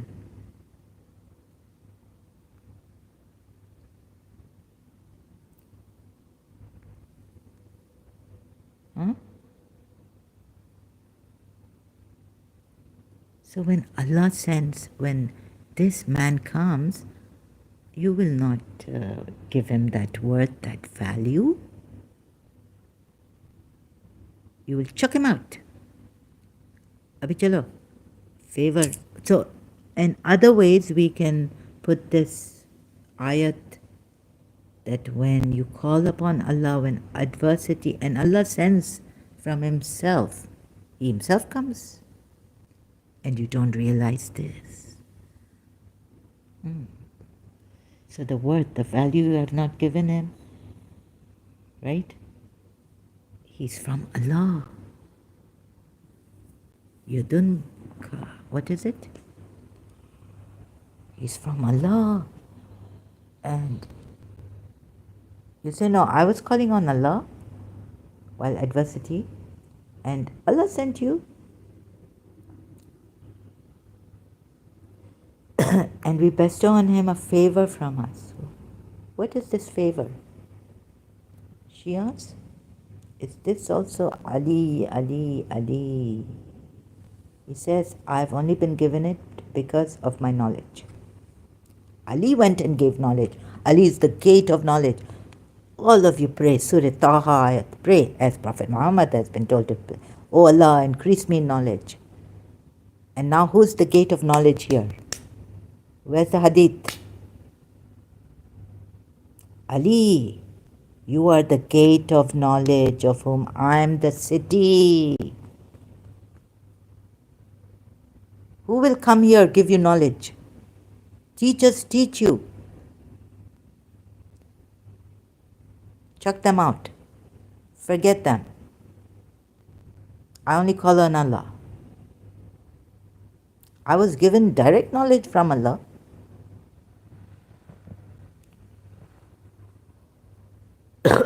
Excuse me. So this point too, because I came across this ayat in Surah Zumar. Excuse me. So think about it. Pay attention.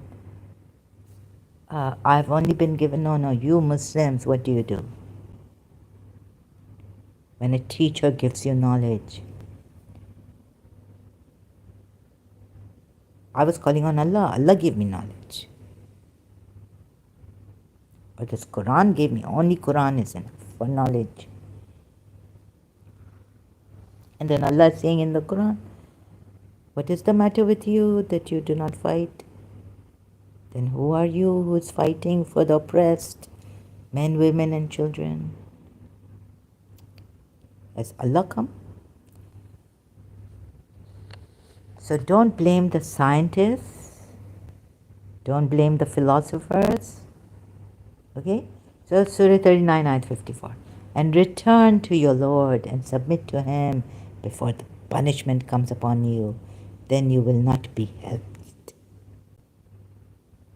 So see what Prophet Muhammad has made you do by such ayats bringing in the Quran, that when you return to your Lord and submit to Him before the... but when you return to your Lord and you submit to Him, right here, submit to Him and return to your Lord, yani now repent to your Lord and submit to Him before the punishment comes upon you, then you will not be helped. So see how he's misguided you, Prophet Muhammad, how mishmash of ayats, and how he's told you that you can say things against your teachers because you say, knowledge has been given to me by my Allah. I called on my Allah. I cannot now. It's not, of course, I'm not saying this is my knowledge. See how you are ungrateful for the favors, blessing, ni'mat of Allah here, given to you, sent for you. Right? So, this is what He's made you, and so, what submission to Him? And repent to your Lord. And then, wait a minute. So I forgot, I jumped to another ayat actually. Where's that? Allah has turned repentant to Prophet Muhammad. Allah has turned to Prophet Muhammad and the Muhajirin and Ansar. With that, not Ansar, but Muhajirin, yeah. Quran ayat. So I was supposed to bring this Quran ayat here. Look, your Allah has forgiven, or how is Allah had turned in mercy to the Prophet and the Muhajirin and the Ansar who followed him in the hour of hardship, after the hearts of a party of them had almost swerved aside. Then turned He, meaning Allah, unto them in mercy. How does the Quran ayat go? You go to Quran.com. So your Allah forgave or turned in forgiveness? Either this doesn't work. So Allah has already forgiven the Prophet.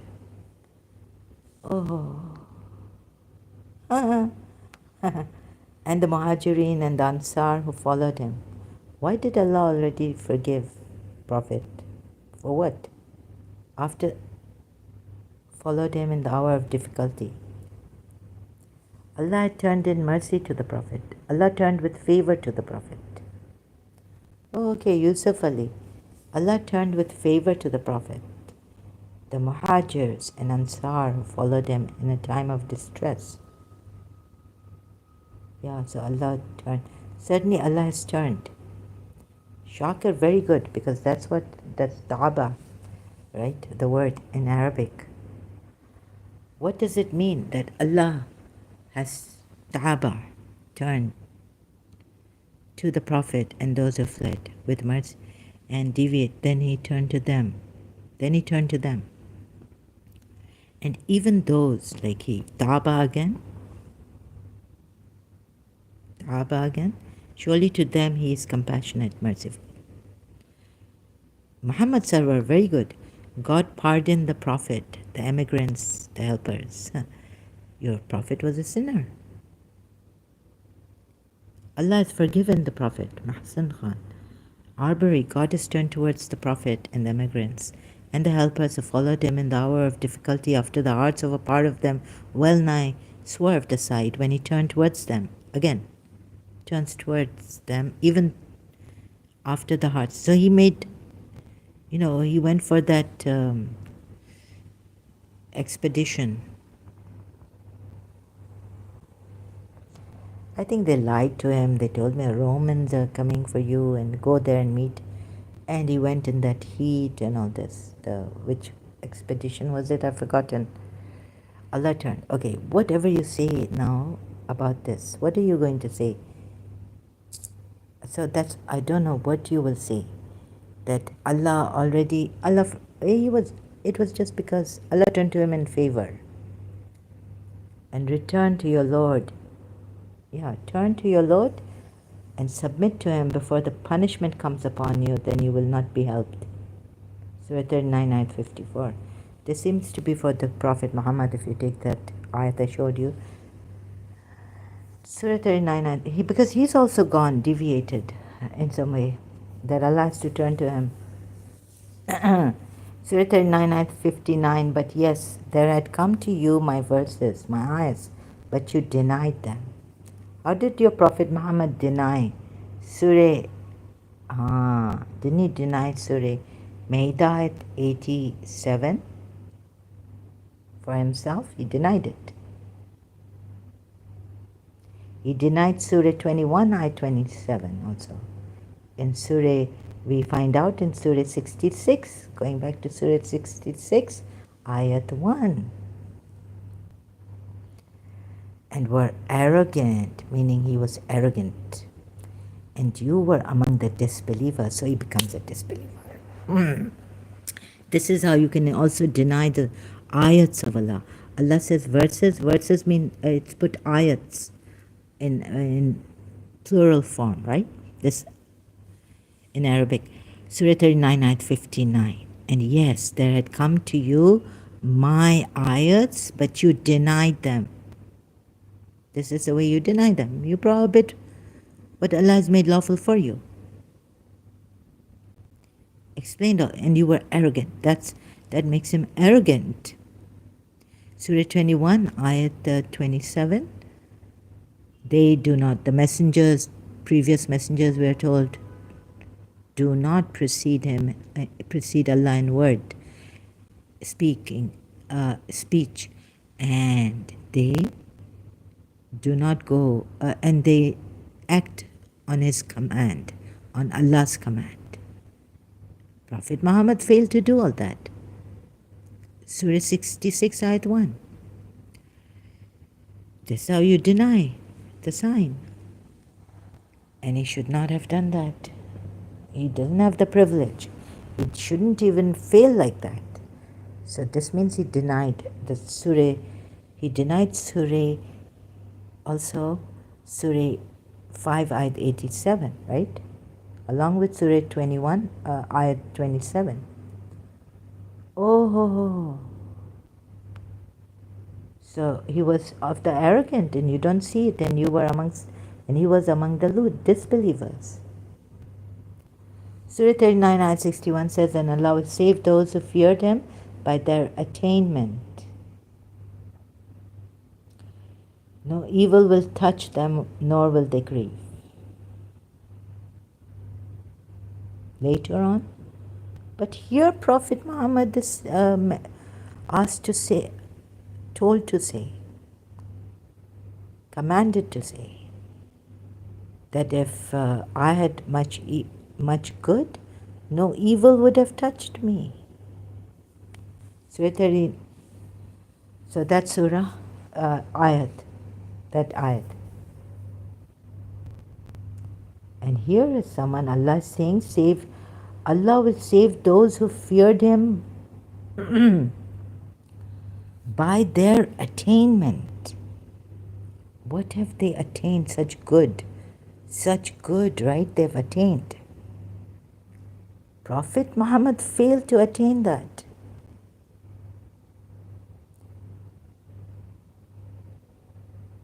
Okay, where am I? Then it's Surah Maryam. Oh, no. Yes, no. Here. Then I just want to... Surah 39, Ayat 59, right? I should have put that ayat. No. Surah 39, Ayat 61 now. No evil by their attainment. What have they attained? Oh, I have to bring... Oh, no. Where did it go now? Surah 39, ayat...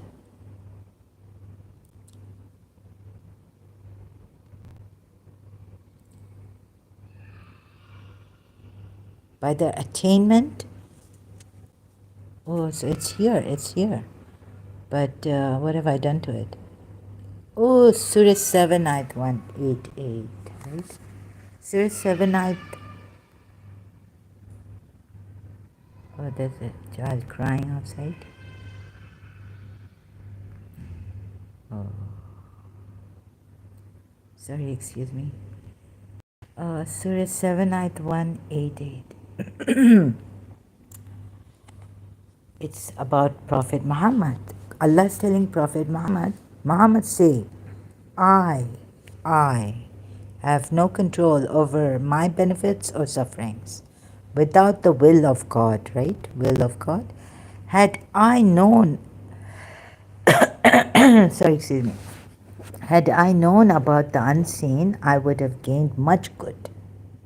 Yani I would have attained much good and would then have not suffered, faced any suffering, right? Would have faced no suffering. I'm only a one. Oh my goodness. Right? So this, had I, knowledge of the unknown, I would have, had I,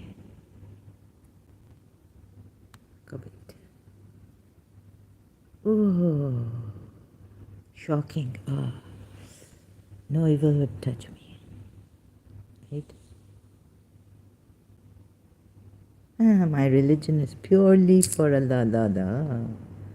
My religion is purely for Allah. Allah hi Allah kiya karo, dukh na kisi ko diya karo, jo duniya ka malik hai, naam usi ka liya karo. Allah hi Allah. And Allah will save those who feared Him by their attainment. By their attainment. No evil will touch them. Okay, later on. But here, he should have gained. This is Prophet. Had I known about the unseen, I would have gained much good. Here in this life and the hereafter. Ya Allah, what is the dua? What is the prayer we say in obligatory 5 prayers? In the second rakat? Huh?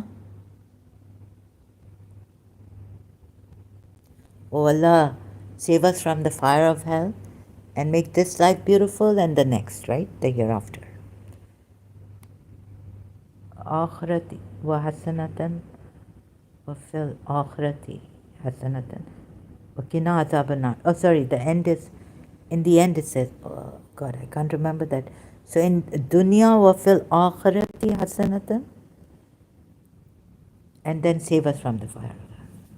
I've forgotten. Second rakat dua in Kunut.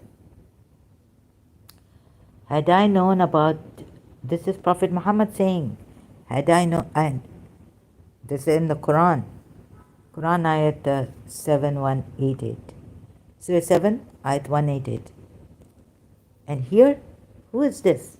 Surah 39, ayat 61. Okay, you'll not suffer later, but your Prophet Muhammad should have not been touched by evil here also. And Allah will save those who feared Him by their attainment. By their attainment. And knowledge, He says, oh, ooh, so ego coming. They've worked hard, they've done jihad, they akbar. They've given their lives and property by the fear. And they've also feared God, so much. They can't move. Allah will save those who feared Allah, Him, by their attainment. Okay? No evil will touch them, nor will they grieve. Why not do it here, Allah, for those who fear you?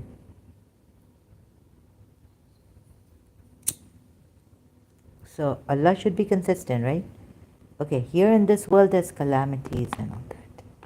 But if Allah had only not on Himself put mercy, inscribed mercy, and He had inscribed mercy on all of you, your bodies inside, would you need any? That would be so good, right? That you would not feel the suffering so much and be disturbed by it.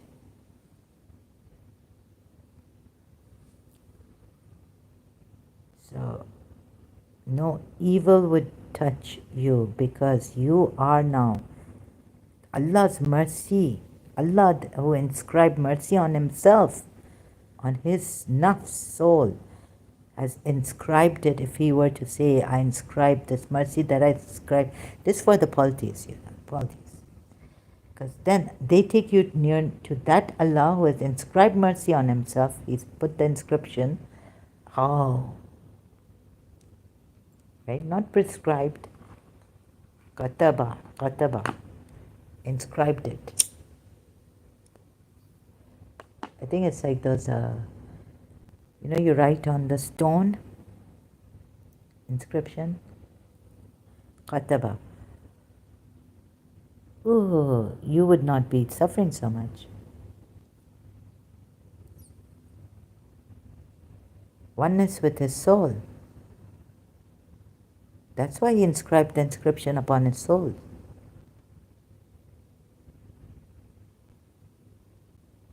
Inscribed the mercy upon His soul. Sorry, sometimes I make these mistakes, I apologize.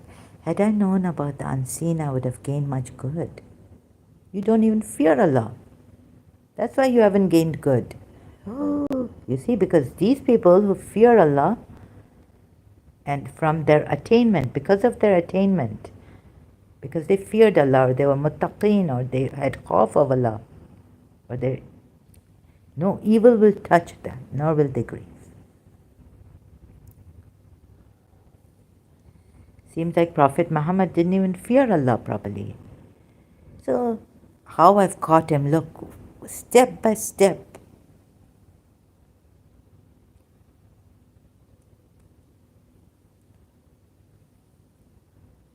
Had I known about the unseen, I would have gained much good and would have faced no suffering. Surah 7, ayat 188. They have feared Allah. They have worshipped Allah truly. That they don't, in adversity, in nothing, will they ever take oaths and go pleasing others or wives or making haram what Allah has made halal for you, the good things. They are so steadfast,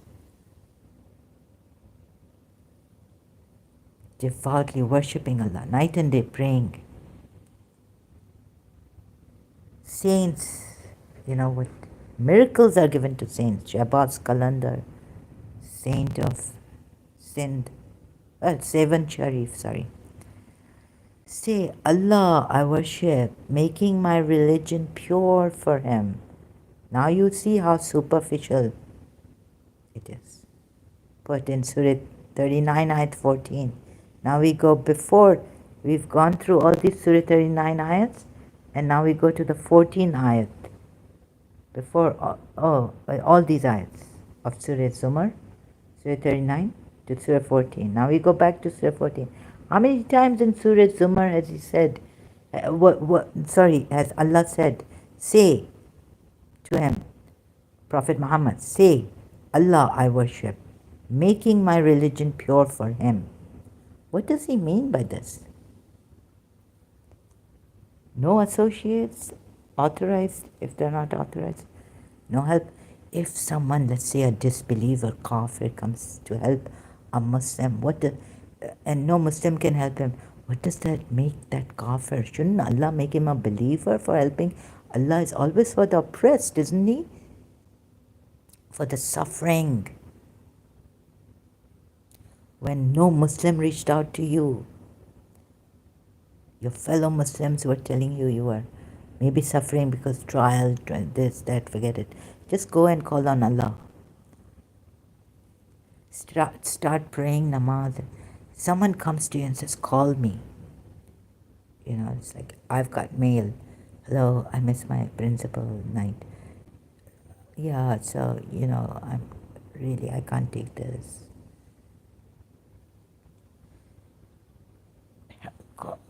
Help. Help number for the night, distressed. You know what Imam Ali has said? What is he saying? Those who listen to the distressed makes amends for great sins. Great sins. So what if a kafir comes to you, help you? He's stopping Sunni Muslims. No, Allah, leave room open for those kafirs. Maybe they'll become believers, who knows? Maybe you, a believer, becomes a disbeliever. And you do not realize it, like Allah has put in this. For these poor people, Surah Baqarah, they say they are reforming, but they do not realize, right? That they are mischief makers. No, you cannot guide, he tells them. I know. And Abu Bakr and Umar must be so angry at him. Why are you friends with these polytheists? You are polytheists yourselves. Why are you helping them? Keep room open. Maybe you call on Allah, no Muslim comes, and a disbeliever comes to help you. And then Allah may love his act and say, you are a believer. This is the book about which there's no doubt. Muttaqin, conscious, who believe in the unseen, who believe in what has been. I've done this, I revealed to you. Those are upon guidance from their Lord. It is those who are the successful. Indeed, those who disbelieve, it is all the same for them. Whether you warn them or you do not warn them, they will not believe. Allah has closed the door for them. No, you will see they closed the door for themselves. Allah has set a seal upon their hearts and upon their hearing, over their vision also, as a veil and a great punishment. Some people say we believe in God and the last day, even this. So imagine those hypocritical Sahabas in the beginning, when really they do not believe. Oh, And we think that, okay, there are these hypocrites, but let God decide and they will go to hell. And until the end of their life comes, let God decide for them. They deceive Allah and those who believe, but they deceive not except themselves and perceive it not. In the house is disease, so Allah has increased their disease. Imagine someone saying, Shaitan, why did you do this? Do you realize he says, I have a fear of God. I want to shake hands with you. Will you be friends with me? I will not command you to bow to Adam. Oh, Allah increases their disease, or may really put us in trouble. And for them is a painful, this is it. Muslims, your your heart's disease has been increased. When it is said to them, do not cause corruption in the land, this is not for you. Allah bichare, these human rights upholders, humanity first, and last, and middle. They say we are only putting things right. We are reformers. Unquestionably, it is they who are the corruptors, but they perceive it not. So no matter how much Shias tell you, no, I mean, or someone tells you, he's brought in suspicions, mistrust, and when it is said to them, and fear of these. So that's what, not fear of Allah. You kill them. You would kill them, wouldn't you? Would you kill them for their own good, or would you kill them out of fear? But they're destroying your religion. They're hypocrites. In that fear. And it is said to them, believe as the people have believed. They say, should we believe as the fools have believed? Okay, this a little bit. I don't like, but here, like they say, they are reformers. Okay, so this much enough. Then we go back to the notes. So, say, Allah I worship, making my religion pure for Him. Yani no associates, no helpers, no calling on any other. In Surah 66, Ayat 4. And Surah Maida also. But very direct, Surah 66, Ayat 4. Allah is His Mawla, Jibrail, righteous among the believers. I know what the Shias will say, but I'm just holding on. Just, bear with me patiently. Surah 19, thank you. Surah 19, Ayat 58 says, those were the ones upon whom Allah bestowed favor from among the prophets of the descendants of Adam, and of those we carried with Noah, and of the descendants of Abraham and Israel, and of those whom we guided and chose. When the verses of the most Shias come now. What about on this? You will thank me. But remember, I will correct you too, right? Your belief. Given to you by Prophet Muhammad and the Imams thereafter. So Ismailis come also, Ismaili Shias. Bori Shias come. All the Shias come. Zaidi Shias come. So you can say here, you can object, but here, so association with authority is allowed. Zahra is allowed. Wait.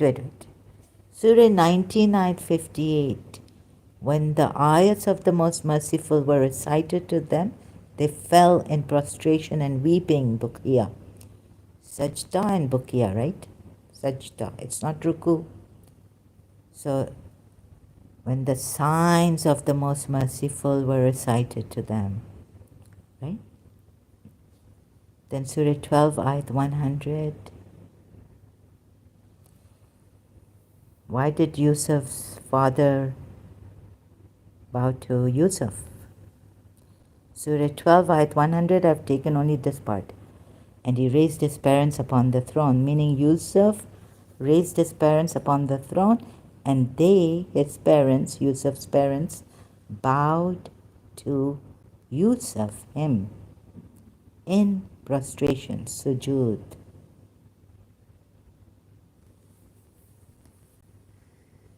And he said, "Oh, my father, this is the explanation of my vision of before my Lord has made it reality.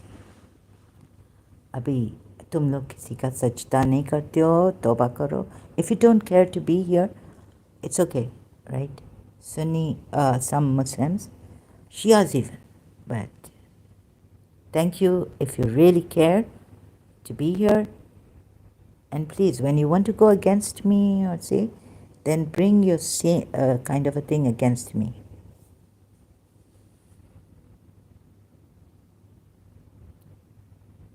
Please."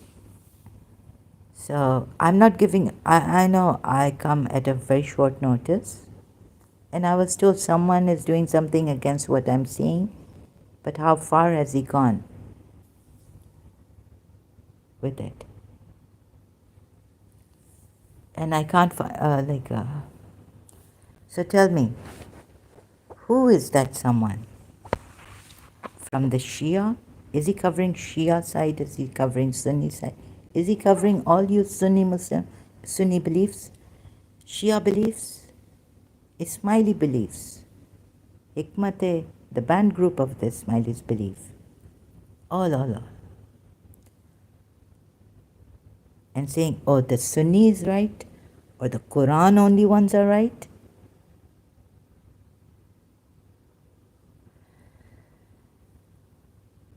I'm helping all of you here. So when I look at these ayats from all sides, Shia belief, Sunni belief, subdivisions, subsects, all that. Quran only.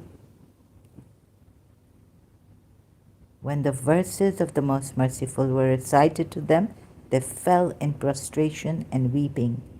You would say to Allah, right? Here. Okay, they didn't have a Qibla at that time.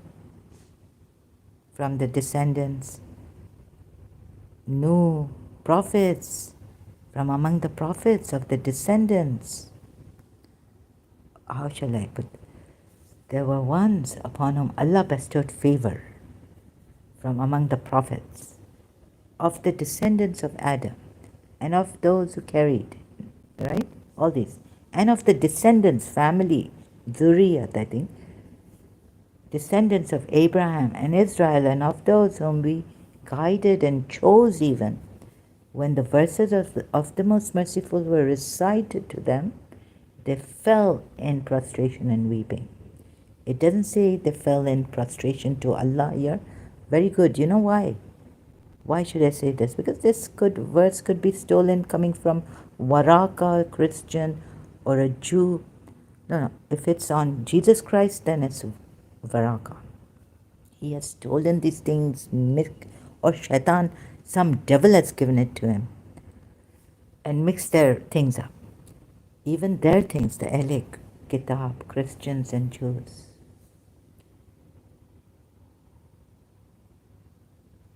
So this person who I was told is doing against by, all this, explaining that I'm wrong, what I say here, has he seen at the contradiction,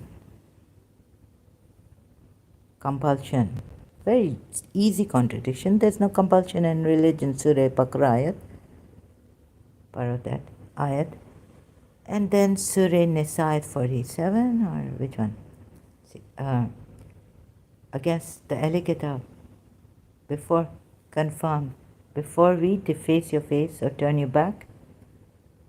There's an obvious contradiction. How can you debunk that, or what can you do? When the verses of the Most Merciful were recited to them, they fell in prostration and weeping. Unless you lie about it and twist and turn the contradiction thing, even the definition of contradiction, which your people are capable of doing. And this for this circumstance, and change it, and the Christians and the Jews and the Christians were blamed in the Quran ayat for changing the meanings and all this. Because as Prophet Muhammad, if you're a Muslim, then you need to have Prophet Muhammad coming straight to you to I'm not going for any religious scholars, Muslim religious scholars. Allah should have known who to, or even the Imam, Ismaili Imam, who is Hazir Nazir. I am saying that, correcting, right? With humility. And when the verses of the Most Merciful were recited to them, they fell in prostration and weeping. Today we see, no, in this verse, not today, sorry. In Surah 12, Ayat 100, we see that Allah made a dream come true of Yusuf, his vision come true, his roya come true, roya, and he raised his parents upon the throne, and they bowed to him in prostration. So this could be bowing. This verse could mean when the signs of Allah are revealed to them, they fell in prostration to even a man like Yusuf, Hazrat Yaqub, and his son.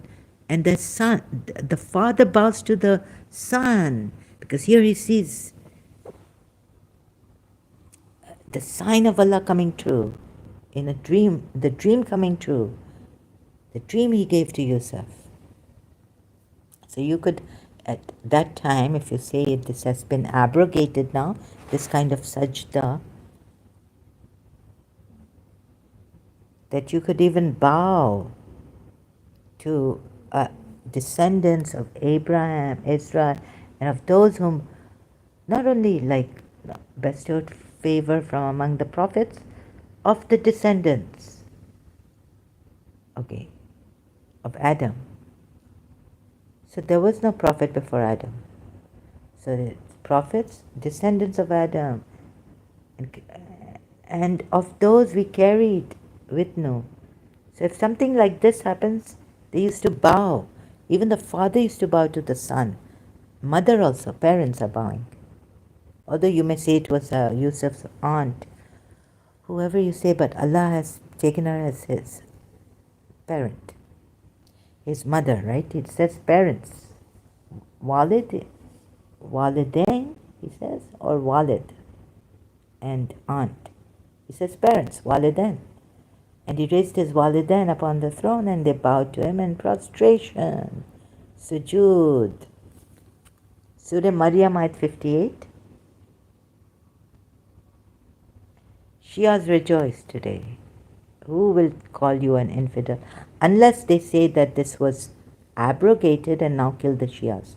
You can bow to Bibi Fatima Zahra or Imam Ali. Go to Najaf and bow there at the grave of Imam Ali, shrine of Imam Ali. You rejoice here. But let me tell you something, that even you don't come close to what actually is allowed for the polytheists. Because you see, you say the polytheists are nijis. Because Quran ayat, Surah Tawbah ayat, polytheists are nijis. Idols, no way can you worship idols, Shias. No way can you do dua to Imam Ali. So, Surah 39, ayat 67. No just estimate have they made of Allah, such as is due to him, right? And what about these? Hazrat Yusuf, Allah.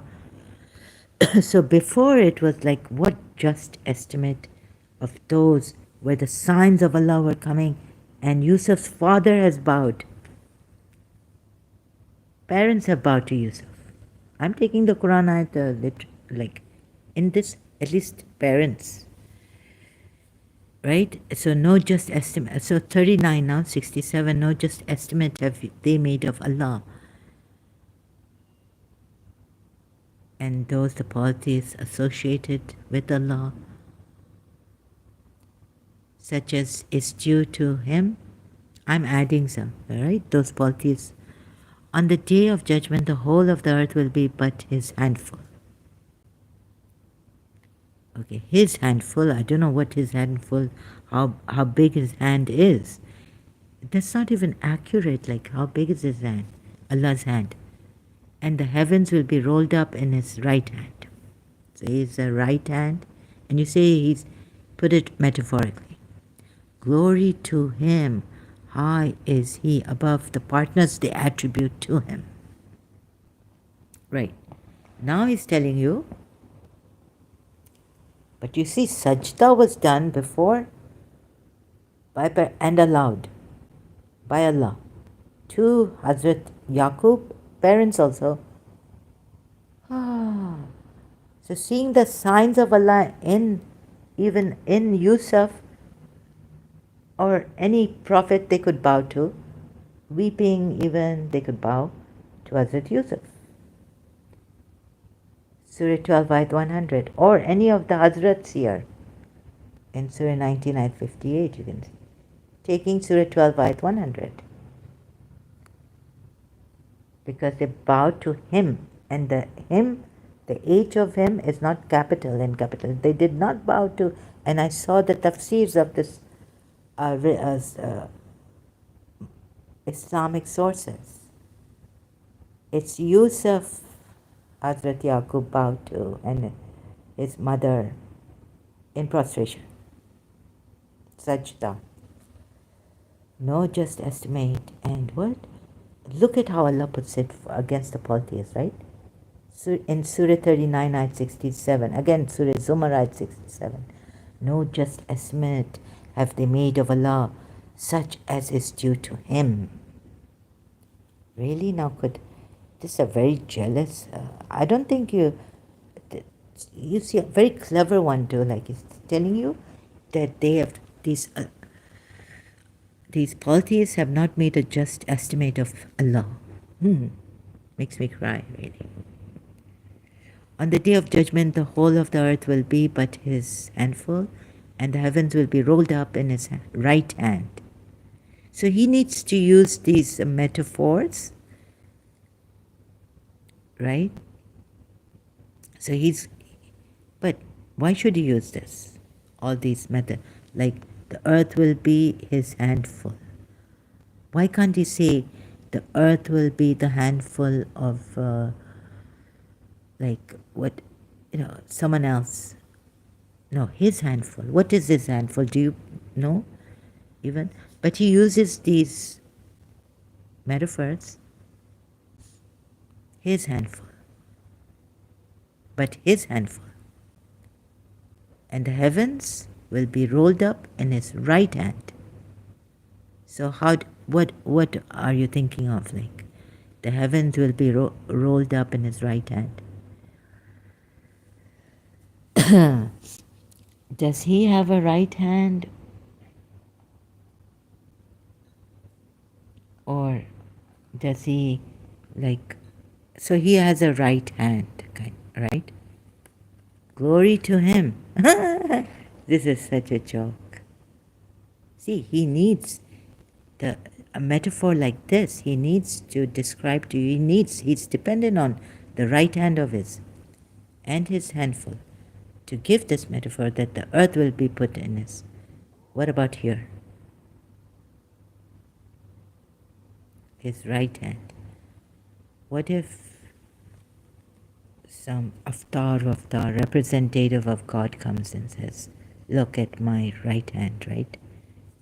And here the whole heavens rolled up in his right hand. He shows it to you. Glory be to him. Now he's using hand, his handful. So these are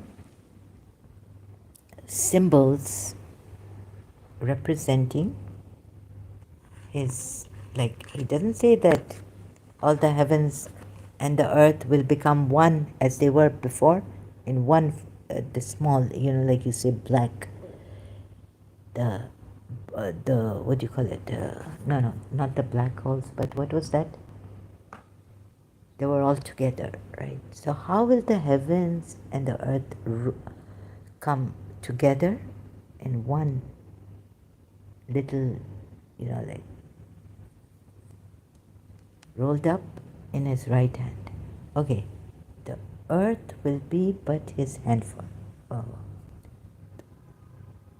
Okay, the earth will be but his handful, and the heavens will be rolled up in his right hand, right?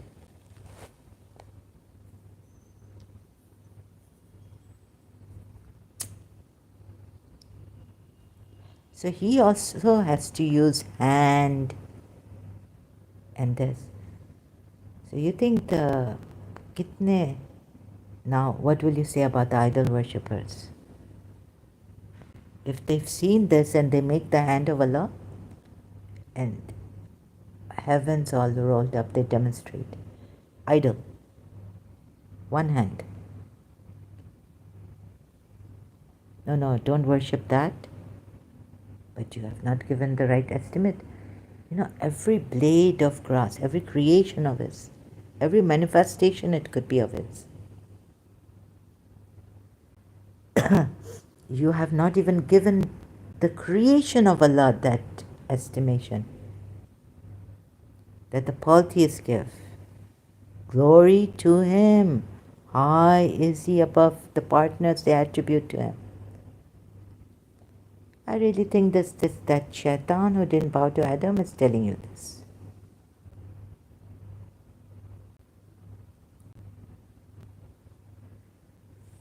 And so Shias, even against polytheists, Allah bicharon ka, I think it's their religion. I mean, some of the ayats. Why would God blame them, right, and make them najis and all this? So Allah tells you He's got a right hand, metaphorically. So if the now, right? And so what if even monkey god and this god, I really don't like what if there is monkey god? Well, I don't like people making fun of that. Allah could come in a ladybird. How will He know? We're told He's the all-knowing, so He knows how the monkey feels. It says in the Quran ayat, every leaf that falls, so you can call that leaf Allah. Allah's knowledge? No. You can't. You say no.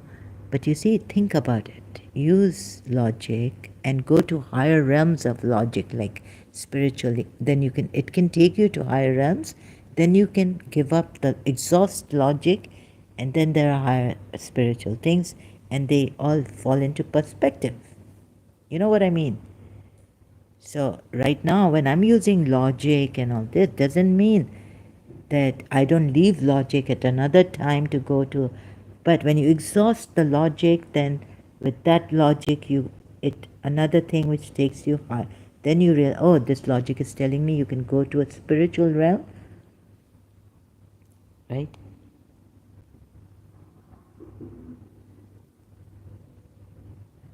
I don't know, like today I was charging my phone. I put the switch off. I'd put the switch off in my phone, so I'm just, okay, they're charging and I see, oh no, because I didn't put the switch on. So I had to put the switch on, electrical switch on. So sometimes it's like this with phones, you have to put the switch on. That switch, see, there's electricity, there's magnetic fields, right? Electromagnetic field, where electricity comes from, and then you have to put the switch on. So Allah is saying, like, I'm Allah, I'm the, for example, I'm the electricity, pray to me and you will give, and no one can help you and this and that, but there are methods by which this electricity comes and you can put the switch on. So the switch that you put on, say not to worship the switch, not to worship the plug, not to worship the phone. I mean, I understand I've seen it through the Islamic way. That no, you have not thank the switch, thank the creator of the electricity, the discoverer, and how he made electricity come to you and be of reach to you, so you can use it. Glory. So He has to have heavens be rolled up in His right hand. He has to tell you like this.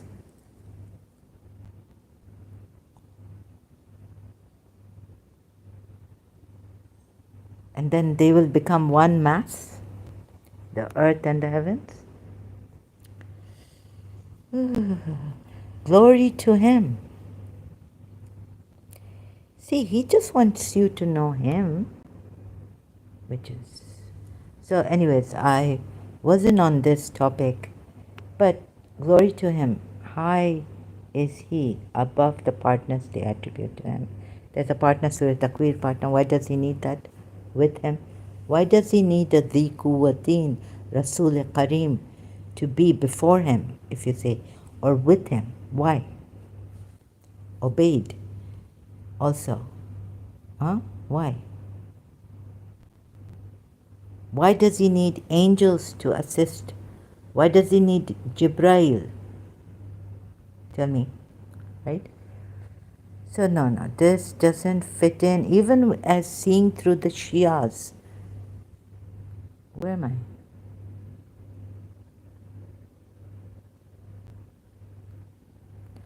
Oh, there's a lot here. So there are many, many ayahs. So it doesn't end here with the sajda. It'll say praise to Allah fulfilled us. Where was I? Yeah, here. Surah 39, ayat 67. Sorry, I don't have time, so I have to quickly. So He is above the partners they attribute to Him. This, please see, this is not the way to put it. Like He tells you, Rasulullah you have to honor, help. Surah Fat ayat.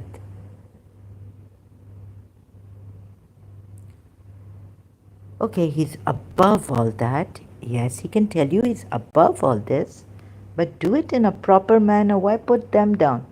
You see, this is like a seesaw syndrome. When I was in Iranian school in Karachi, we had a seesaw in our playground, school playground. If I wanted to go up, the other person would have to, other girl had to go down, student. When she wants to go up, this is just putting them down like this. And I don't see any, like, of course the estimate, they may have given Allah also what is His due, but not to forget honoring the cattle, the sacrificial animals, surah, ayat, the ayat honoring Prophet Muhammad, honoring those people who have helped you, reached out to you. This is terrible. Glory to Him. High is He above the partners they attribute to Him. Of course they know that He's high above the partners they attribute to Him. Of course they will be apprehensive about those type, the Pharaoh type who say, I'm God, you are not. You worship me. And He's doing zulm on them, making them slaves and making them work night and day for the pyramids and all that. No, transgressing. So no, and using black magic and all this. Not that. Of course, they who take partners with Him, they attribute partners to Him, know that He is above, but they have been one with Him. So now they are with Him, but He was above. Right, He is the God. They are attributing partners to Him. At least Him, He's something you can't describe. But they had to. Why did they have to attribute partners to Him? For guidance, like He had to send the messenger to guide you. And then He tells you to honor Him, right? Surah Fat ayat 9. Obey Him.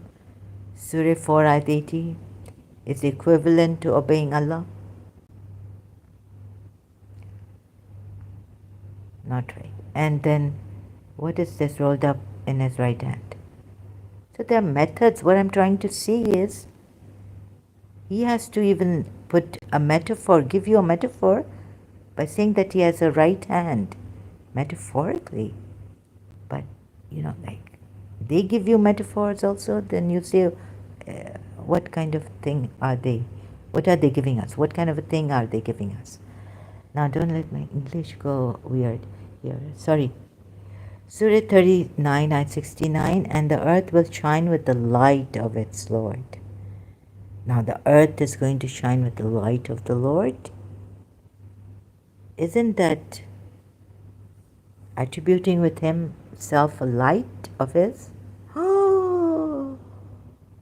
So when Dr. Pillai says we are light beings, you have a method, say this mantra, say that.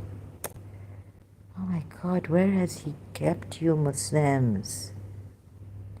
To look down upon the polytheists who had to be partners to him. Misrepresentation against polytheism. It's Surah 39, Ayat 69, right? How much did I read? And the earth will shine with the light of its Lord. And how high Lord is. Do not attribute. No just estimate. When the earth is shining with the light of its Lord, what are you going to do? Not give this light importance and say, oh Allah, we only believe in you. We do not attribute. When the light of Allah shines on the earth, you say, no, Allahi Allah, Allahi Allah. It's not, see, it's not like that, right?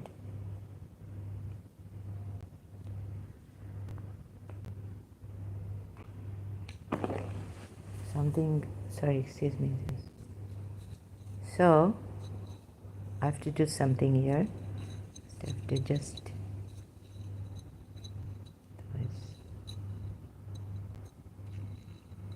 sorry, excuse me. Okay, light of Allah, shine. How much are you going to give it honor?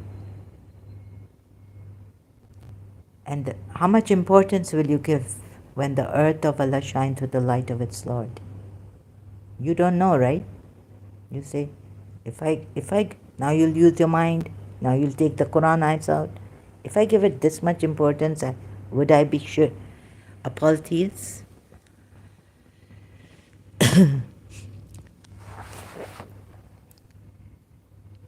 And who will open the switch?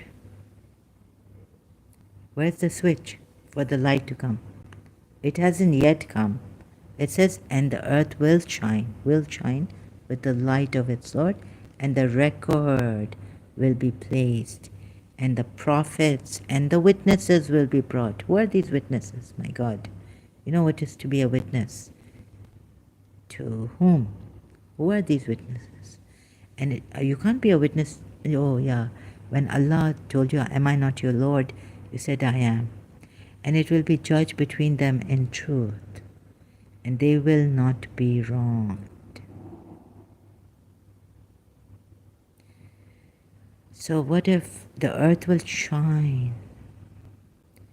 Are you going to go down on, earth is shining. Is the globe shining? Is the earth, or is the spread out earth, land shining? Or the whole earth is shining? Light, with the light of its Lord. Okay.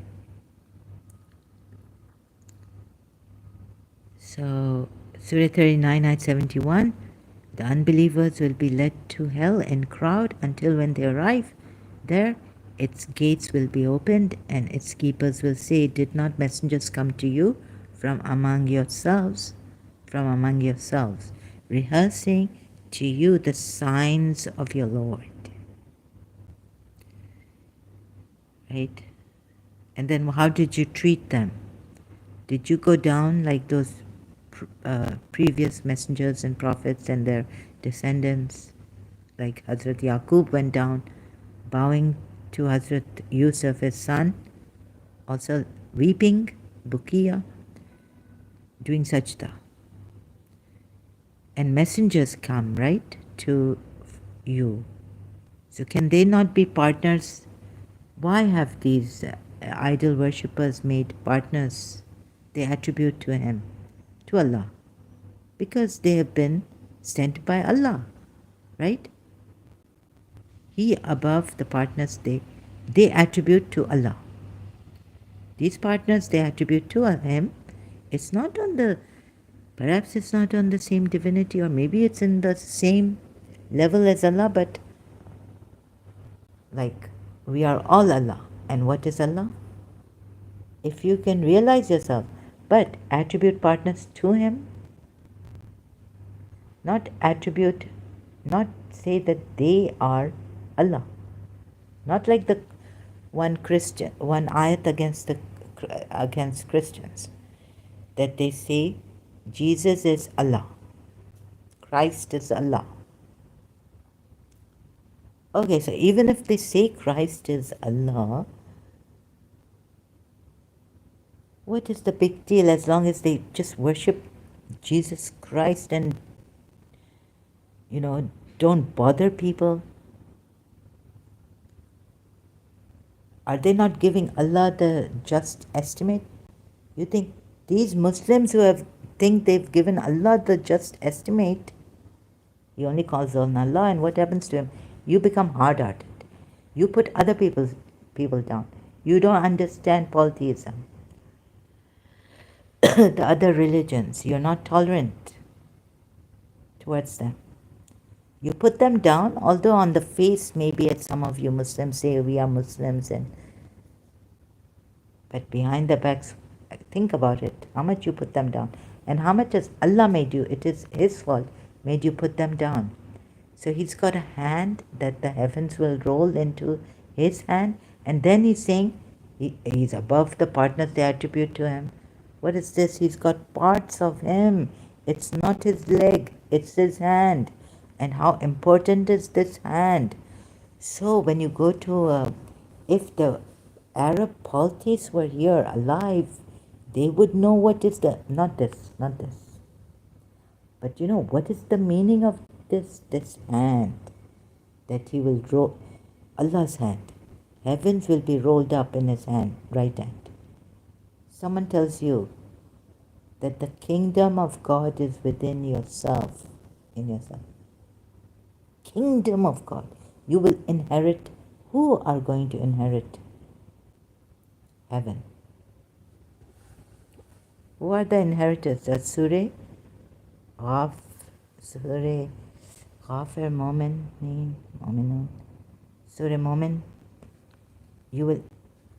They will inherit heaven, right? Heavens will be rolled up in His right hand. Someone is showing you that your hands are so important. Heaven. I'm not able to say it properly. I wish I had written it down in my notes. Heavens will be rolled up in His right hand.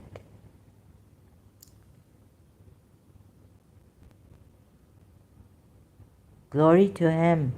High is He above the partners they attribute to Him. Hasn't He given Himself a right hand?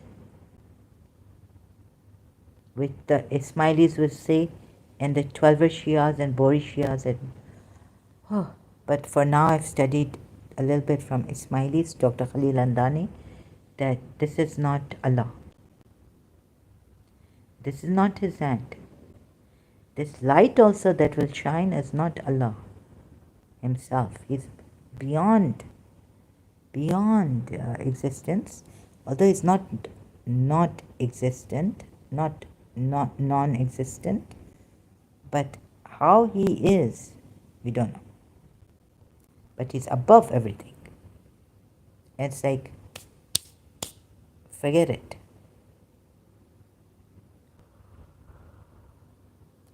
And the earth will shine with the light of its Lord. And the record will be placed. Sorry, I'm jumping from Surah 39 and 69. Okay, and the Prophet's witnesses will be brought. They will be brought, okay, on earth. and shining, shining, shining, bright earth with a Lord's light. Oh, how will this happen? So why will it happen? Like, who will bring this light? Allah will bring for what? On what occasion? When will it start happening? Surah 39, Ayat 71. The unbelievers will be led to hell in crowd until when they arrive there, its gates will be opened and its keepers will say, did not messengers come to you from among yourselves, rehearsing to you the signs of your Lord? Okay? I did this. I read this out. So, messengers, they sent the partners also with, and they recognized them, perhaps, and warning you of the meeting of the day of yours. The answer will be true. But the decree of the punishment has been proved true against the unbelievers. So like I was showing, that Prophet Muhammad falls in the ayats for disbelievers or unbelievers, polytheists. He falls. This will be his ashar nature because he believed in this. And he made you so scared, and he turned around the words of the polytheists, scriptures given in their heart. Oh, so he will fall in this. So now can you see it? Not just because I'm saying it, but I wanted to bring you like step by step. I may have made a mistake in some of my steps, step by step through Quran ayats. Now can you at least see a little bit that how he will be falling? And it's a false Allah. And he will be falling in this with the unbelievers. No, actually he'll be the only unbelievers, and I think those imams who lied with him, his progeny and those religious scholars who knew. Like if the imam says I have marifah, oh my God, the poor imam. I don't want to, I want to save him. So, the imam who says I have marifah, imam has marifah of Allah, completely. Marifah, not Allah, but knowledge of Allah, right? There's a big difference. So Surah 39, Ayat 74, and they will say, praise to Allah, who has fulfilled for us his promise. So I showed you against the polytheists how he's made Allah bring the ayats. He above the partners they attribute to him. Wasn't the messenger a partner of Allah in obeying him and the messenger and all this? So I'm showing to you that in this way these poor mushriks were attributing to him Allah. Now you understand, Muslims, now you understand how. So, and they will say, Surah 39 and 74, and they will say, praise to Allah who has fulfilled for us his promise and made us inherit the earth, right? So Allah's light will be shining, the Lord's light will be shining on the earth, and they will be inheritors of this earth in paradise. So here paradise will come down here, I think. I'm not sure. But anyways, they will inherit paradise, right? Heaven. There's an ayat. They will be inheritors of paradise. I had this really jolly man come in my dream when I was sleeping in Karachi. I was telling him giving him du'as. And he said, or I said, may you inherit paradise. Thank you. He said, may you inherit paradise, something like this, or maybe I told him. Or maybe he told me. And I remembered the Quran ayat. Did not mention it. I was like, who's he? So there's a Quran ayat that not only, but they will inherit this earth, which I think, is it in the same surah? Yeah. Surah 69, right? So we go to same surah ayat 74. And they will say, praise to Allah who has fulfilled for us his promise and made us inherit the earth, so we may settle in paradise wherever we will. Now it's their will. not Allah's will. And excellent. Now can you say there's a division? Allah's will, their will. Now they're being allowed their will. Wherever we will, we want, we desire. And excellent is the reward of the right workers. Surah 29 ayat 5 says, whoever should hope for the meeting with Allah, indeed the term Allah is coming. What does this mean also? Find out. Your translators in English, your Quran translators, and see the ayat in Quran.com transliteration, word by word, and in your language. Whoever should hope for the meeting with Allah. You see, here the ayat is saying, indeed, the term, I think, of Allah is coming. Or the term of Allah is coming. And He is the hearing, the knowing. So this means Allah will be coming. And you can meet Him. The earth will shine. Oh, this I have to do. I don't know if the earth will shine with the Lord of its Lord. It's a light of its Lord. Surah Zumar writes, huh? And they will say, praise to Allah who has fulfilled for us His promise and made us inherit the earth. So there will be a great time for the earth, that it will shine with the, and if this polytheists, then this is like, so I got all excited seeing Allah. And before that I said, whoever says Allah, Allah, God, God, God, is a liar, right? So, I don't know. Yeah, I was like on this, like, God is beyond, there's no God. Yeah, we are in humanity. Maybe the light, whoever has done good, and you light workers and all, you light of the Lord, you've never hurt anyone, you've tried to help people. So you're making the earth shine with the Lord's light. And what is Lord? The nourisher. You've never obstructed anyone's growth or progress. So yes, I do believe in humanity and the powers, universal power, spiritual. Right? So if you work like that, then the earth will, we can make the earth shine. So you see, it's how important you are for in humanity, in oneness. You are working. When they did this to me, how much of incapacity, obstruction, I was like constrained. So much so. Before that I was deteriorating, but it just took speed in 1999, end of 1999, trying to make me go insane. My battle against black magic.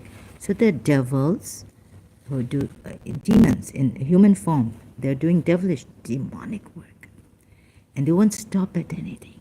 And they obstruct. So all of you, I'm so grateful. If you are working for this earth to shine and it's the light of its Lord. You know what the Lord means? In Islam also, Lord means the one nourisher. Like providence. The one. So we should never hamper with God's or the universe. Of course, there are children who die early and people who die with diseases, elderly people suffering. We need to reach out and let the earth shine with the light of the potentiality this universe has. Pure potentiality. Dr. Deepak Chopra's 7 Spiritual Laws of Success. Right?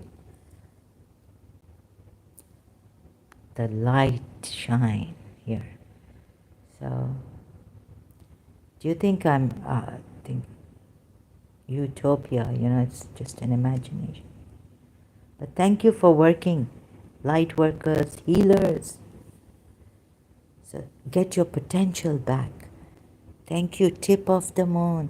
Thank you, Sane Witch, the Norwegian sister. Beautiful, all of you, so beautiful. You can make the earth shine with the light of its Lord, where there are devils in human form who are, don't ask me what they made me do. And I've got also going through atrophy. What Dr. Susan Chomsky has written, when you do channeling with these lower astral energies like jinns, spirits. They can do a lot of damage to your, regenerate your cells and all this. So please be careful. My arms are like, the bones. I was told jinns, their khorak, they eat bones. They love chewing on bones and all this. So if you feel like your bones, but it may be rheumatism or how you call it, or how you pronounce that. Sometimes even, no, but it could be that, I don't want to scare you, but no, I have felt jinns. This is like terrible energy. I felt such a negative energy. Okay? And so this, please see this. Now, has it fallen into place? I tried to help. I tried to help myself so that I could help you, so that Prophet Muhammad falls into what I've seen, falls into through the ayats, Quran ayats mostly. But now I'm talking a little bit on this. We're allowed to do that, right? Surah 39, ayat 74. And they will say, praise to Allah who has fulfilled for us His promise and made us inherit the earth.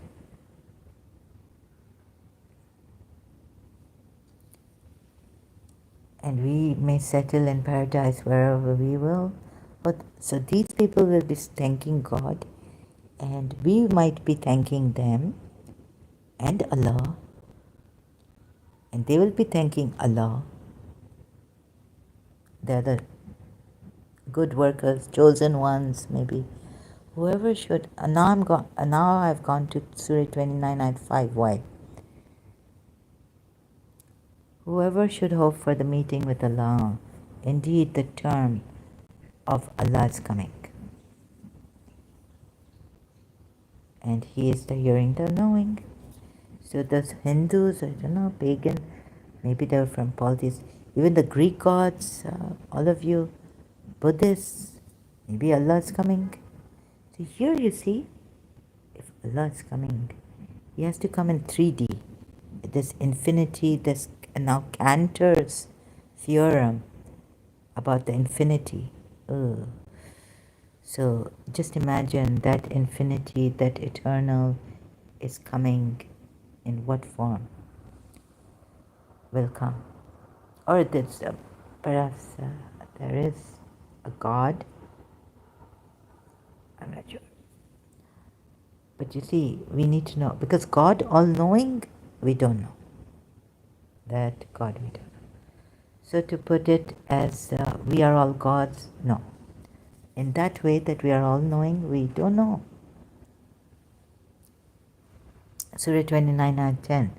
And of the people are some who say we believe in Allah, but when one of them is harmed for the cause of Allah, no. You know what this ayat says, Surah 29, ayat 10? When one is harmed by Allah, in Allah, when one is harmed in Allah. Surah 29, ayat 10, this part. He considers the trial of the people as the punishment of Allah. I don't know about that. But you know what? Prophet Muhammad was harmed, like, the wives were against him. Surah 66, ayat 1. He did that, and then 4.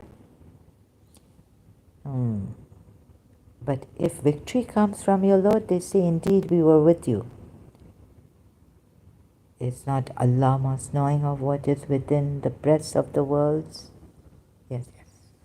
But you see, I wanted suffering, causing suffering. Can Allah cause suffering? Allah cannot cause suffering. Is harmed for Allah. Okay, you can say this for Allah or in Allah. What do you say? Surah 29, Ayat 10. Is harmed in Allah? Ooh. So were these polytheists wives, Aisha and Hafsa? I mean, no, the Muslims, they say they were not polytheists, but before they were. And even Prophet Muhammad, the Sunnis say Prophet Muhammad's uncle was polytheist, and his father and his mother and all. Anyways, if you take this Islamic sources, so even these two wives, you know what they've done?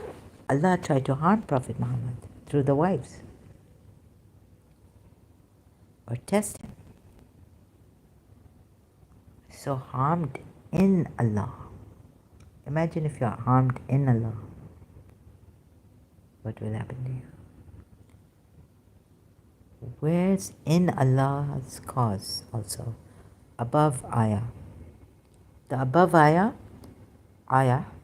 29, Surah 29, Ayat 10. Where does it say in the cause? How many brackets you have to put here? You see? So these poor people, they're trying to correct Allah. You see? So he changed the words of the polytheist scriptures that were given to them, whether in the form of the book or in their hearts. There's a ayat which says this has come in the form of a book. So their scribes, how did they write? And in this Imam Ali, but Zaid bin Thabit was also a scribe.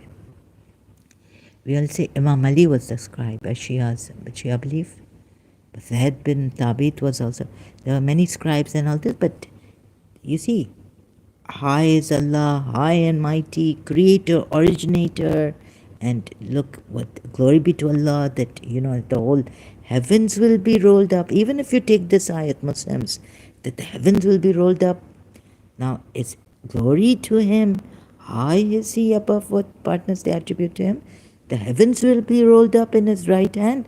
But scribes, who has written the Quran that has come to you?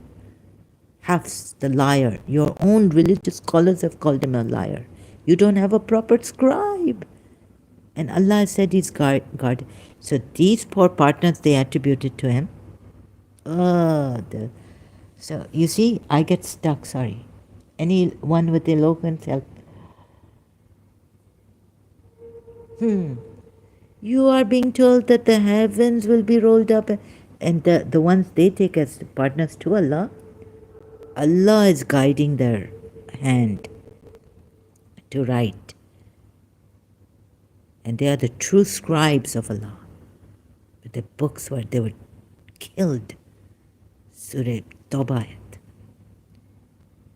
The moral, they were demoralized.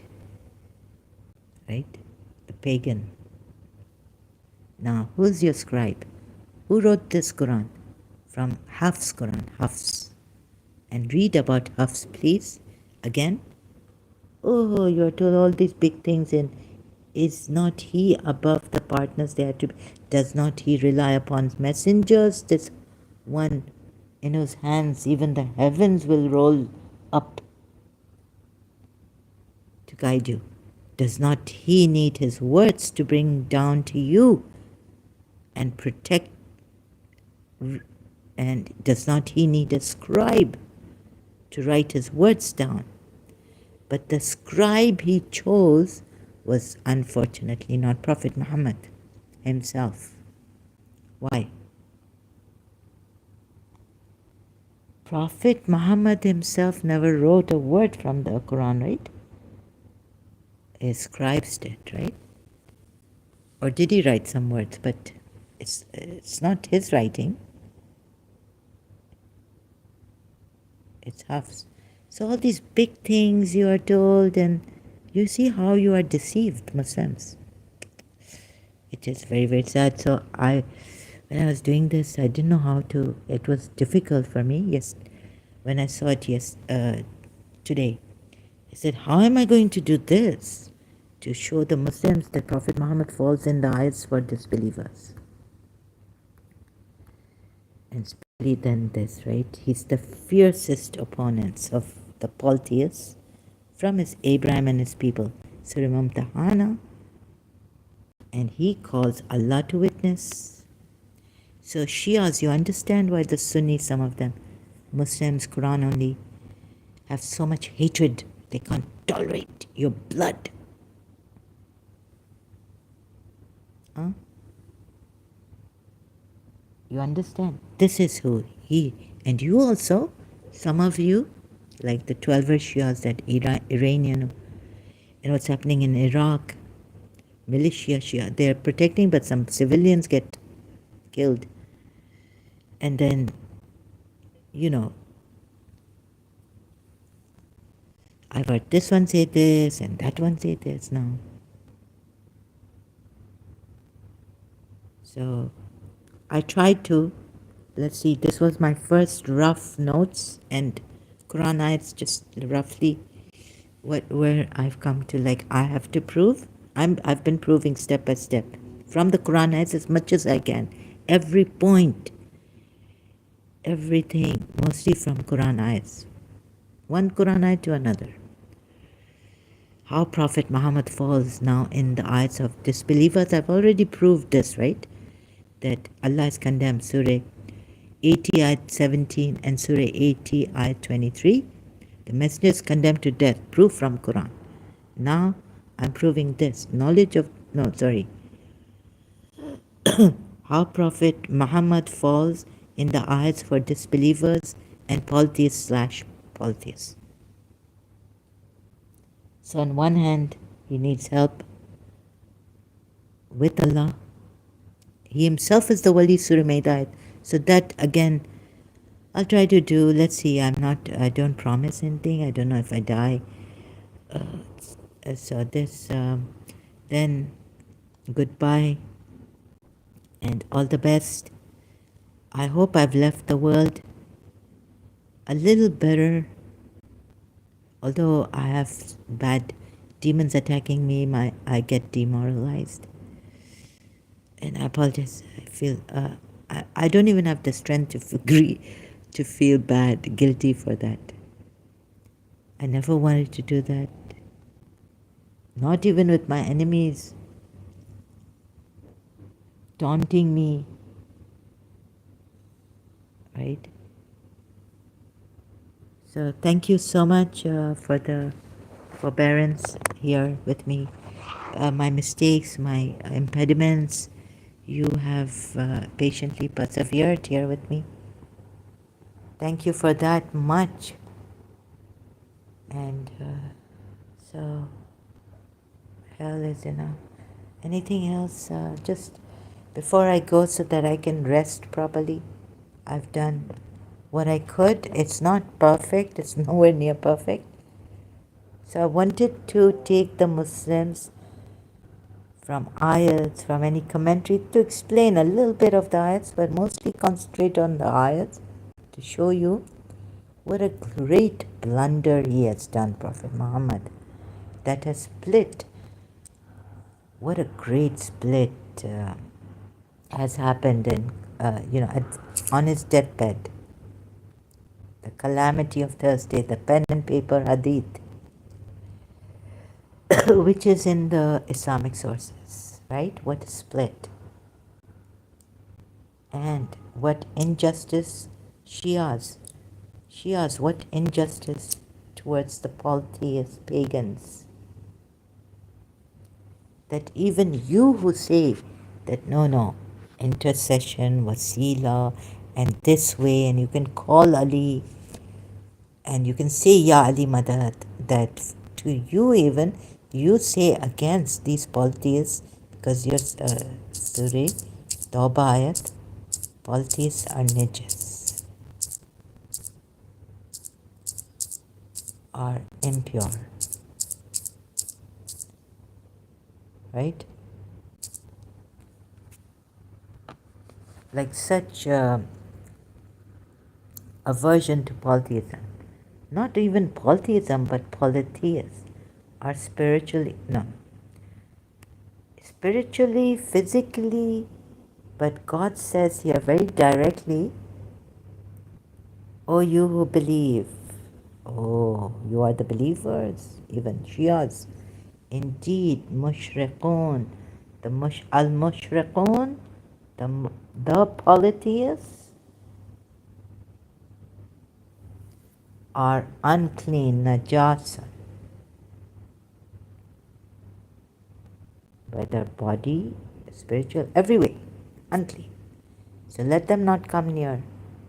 So let them not come near al-masjid al-haram." Now this reason for not coming near. And so this was on the point of Shias, Shia belief, and for the Shias.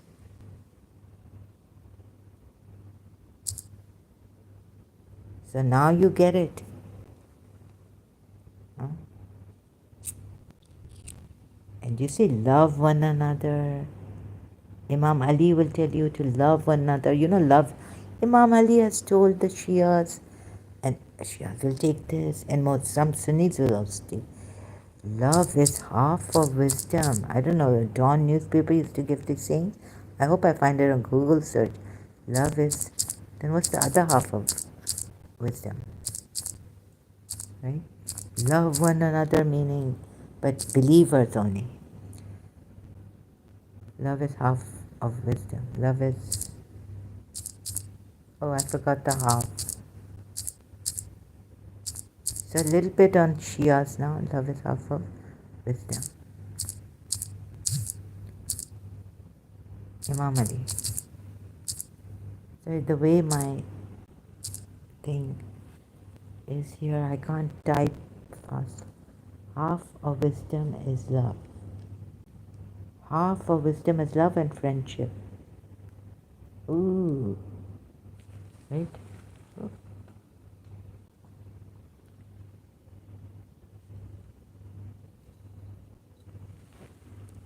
So, Najul Balagha. Half of wisdom, Imam Ali, Najul Balagha. Half, but who are you supposed to love? You will not love the polytheists. You can't marry them. Polytheist women, even if you find attractive, no. Half of wisdom is love and friendship with people. And friendship with people. The other half is to guard yourself against the evils of people. Oh. Oh, I didn't. Oh, this I did. This is in brackets. Someone's put it. Thank you for the. It wasn't in brackets in the book I had, Najul Balagha. Words of wisdom in the sayings of Imam Ali. Then 142 page or 142 saying in Najul Balagha. Half of wisdom is love.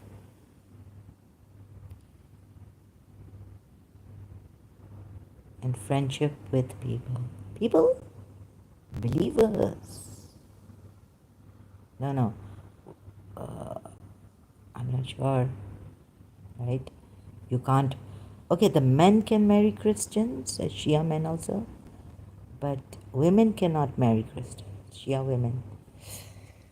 And look what here. So I'm now out of words. My Cinderella stepmother did. So I've got to go. Right. Otherwise, जब तड़पने की भी ताकत न रही. It's like that, right? So I don't even have the strength to tarap, be restless. I don't have the strength. Okay, thank you very much. Thank you very much. Thank you very much. Beautiful day, all of you.